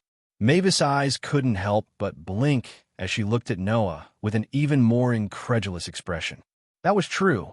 If it couldn't be dispelled normally, then it would be fine to use violence to break it. But first, he had to figure out what kind of magic the fairy sphere was. It was a magic with absolute defense. Even if it was an X-grade noble artifact or an era-ending attack, it could completely block the attack of Aconaroglia. This kind of magic that could even freeze time. How could he use violence to break it? However, regarding breaking the fairy sphere, Noah wasn't just casually talking about it. Noah's authority wouldn't be affected by the time freeze. As long as Noah stayed in this world for a month and let the world adapt to his power, then even if he could freeze time, Noah's authority could still be used. As long as he could use his authority, Noah had absolute confidence in breaking the fairy sphere. After all, the current Noah could use the power of 2 avatars at the same time. Noah didn't believe that he couldn't break the fairy sphere with the power to fight against the infinite dragon god Orpheus. Moreover, although the fairy sphere could block an X-grade noble artifact and Aconaraglia's power, it might not be able to block Noah's authority. It must be known that the difference in power between a deicide who used his authority and a deicide who did not was like the difference between heaven and earth. Now, Noah could say with certainty that Aconaraglia's power was comparable to the 5 Dragon Kings in Demon High School, but it still couldn't reach the level of a Sky Dragon. Unless Aconaraglia still hid its power at the end, then it would be a different story. Noah, on the other hand, was able to rely on the numerous treasures in the Gate of Babylon to fight against Aconaroglia without using his authority. Both sides were almost defeated and injured. If he used his authority, just the power of 1 avatar could match the level of a Sky Dragon, not to mention 2 avatars. If he compared it with the rankings in Demon High School, it would be clear a glance. According to Noah's knowledge, among the 5 Dragon Kings, the weakest could only be ranked in the top 100, while the strongest could be ranked in the top 20, and the Sky Dragon could be ranked in the top 10. As the god of the dragon race, Orpheus, who had unlimited power, was ranked first. But if Orpheus wanted to kill a Sky Dragon, it could be done in minutes. As for the Sky Dragon, if he wanted to deal with a Dragon King, even if it was a Dragon King ranked in the top 20, it would only take a little effort. If Noah went all out and directly used the power of 2 avatars, then wanting to break the fairy sphere, would it be an extravagant hope? Of course not. This was something that could be done. Perhaps seeing Noah's certainty from his expression, Mavis felt that it was inconceivable, but at the same time, she also sighed. If you can do it, then it's not impossible, but I don't recommend you to do so. Noah looked at Mavis dumbfoundedly, silently seeking an explanation. Think about it carefully. Mavis reminded. The absolute defense spell, Fairy Sphere, is cast using the magic power condensed from the thoughts of the guild members. If you use such a violent method to break it, then wouldn't it affect the minds of the guild members? What? Noah was shocked. This spell has such a hidden danger? I don't know, but I can say that it is possible. Mavis said bluntly. After all, in the past, the fairy sphere has never been broken, and I don't know if it will cause such an effect. It is because of this that I didn't teach the fairy sphere to anyone other than you, causing it to not be passed down in fairy tale. Noah was speechless. However, Mavis' considerations did exist. Otherwise, as a super spell that could protect everything, there was no spell more suitable than the fairy sphere to be passed down by the guild leaders of fairy tale. As the guild leader, the reason why Makarov inherited one of the 3 major spells of the fairy tale was the fairy law, and not the fairy sphere, was probably because Mavis had such a thought in mind. Moreover, this is a spell that requires such a long time to dispel. Unless it is absolutely necessary, it cannot be used. If it could be used casually, then I wouldn't have to worry about fairy tale not being able to protect myself. Mavis shook her head. Therefore, I feel that it is better to use the proper method to dispel the fairy's fear. Hearing this, Noah felt somewhat powerless. Then wouldn't there be no solution? Could it be that he really had to wait for 7 years? Then what would happen to his companions outside? Why don't you trust your companions a little? Mavis seemed to have seen through Noah's worries and smiled faintly. They're also magic shooters from Fairy Tale, so they'll definitely be fine. Mavis' words slightly dispelled some of the gloominess in Noah's heart. She was right. As the magic shooters of Fairy Tale, they would definitely have no problem with it. Moreover, Noah had made a lot of preparations before coming to Heavenly Wolf Island because of his uneasy state of mind. Now, it seemed that those preparations were not in vain. If he were to rely on those, even if it was not enough, Fairy Tale would be able to hold on. At the very least, it should be able to hold on for 7 years without a problem. Just as Noah was immersed in his thoughts, Mavis suddenly moved her incomparably cute face closer to Noah's and suddenly smiled. Undoubtedly, you are also trapped here, and you are not frozen. You'll have to live here alone for 7 years. Aren't you worried about yourself? Hearing this, Noah was silent. Live here for 7 years? That would not do. Although it was somewhat unfair to his companions, rather than wasting 7 years here, Noah would rather spend his time in another world. Perhaps, that way, he could find a way to release his companions in advance. You're tuning in to the Romance Rendezvous YouTube channel. We're so grateful for your support, and don't forget to subscribe to join us on this incredible journey through captivating stories. Your generosity through donations truly makes a world of difference, as it's the primary source of revenue that allows me to expand and enhance this channel for you. Thank you from the bottom of my heart for being a part of this adventure.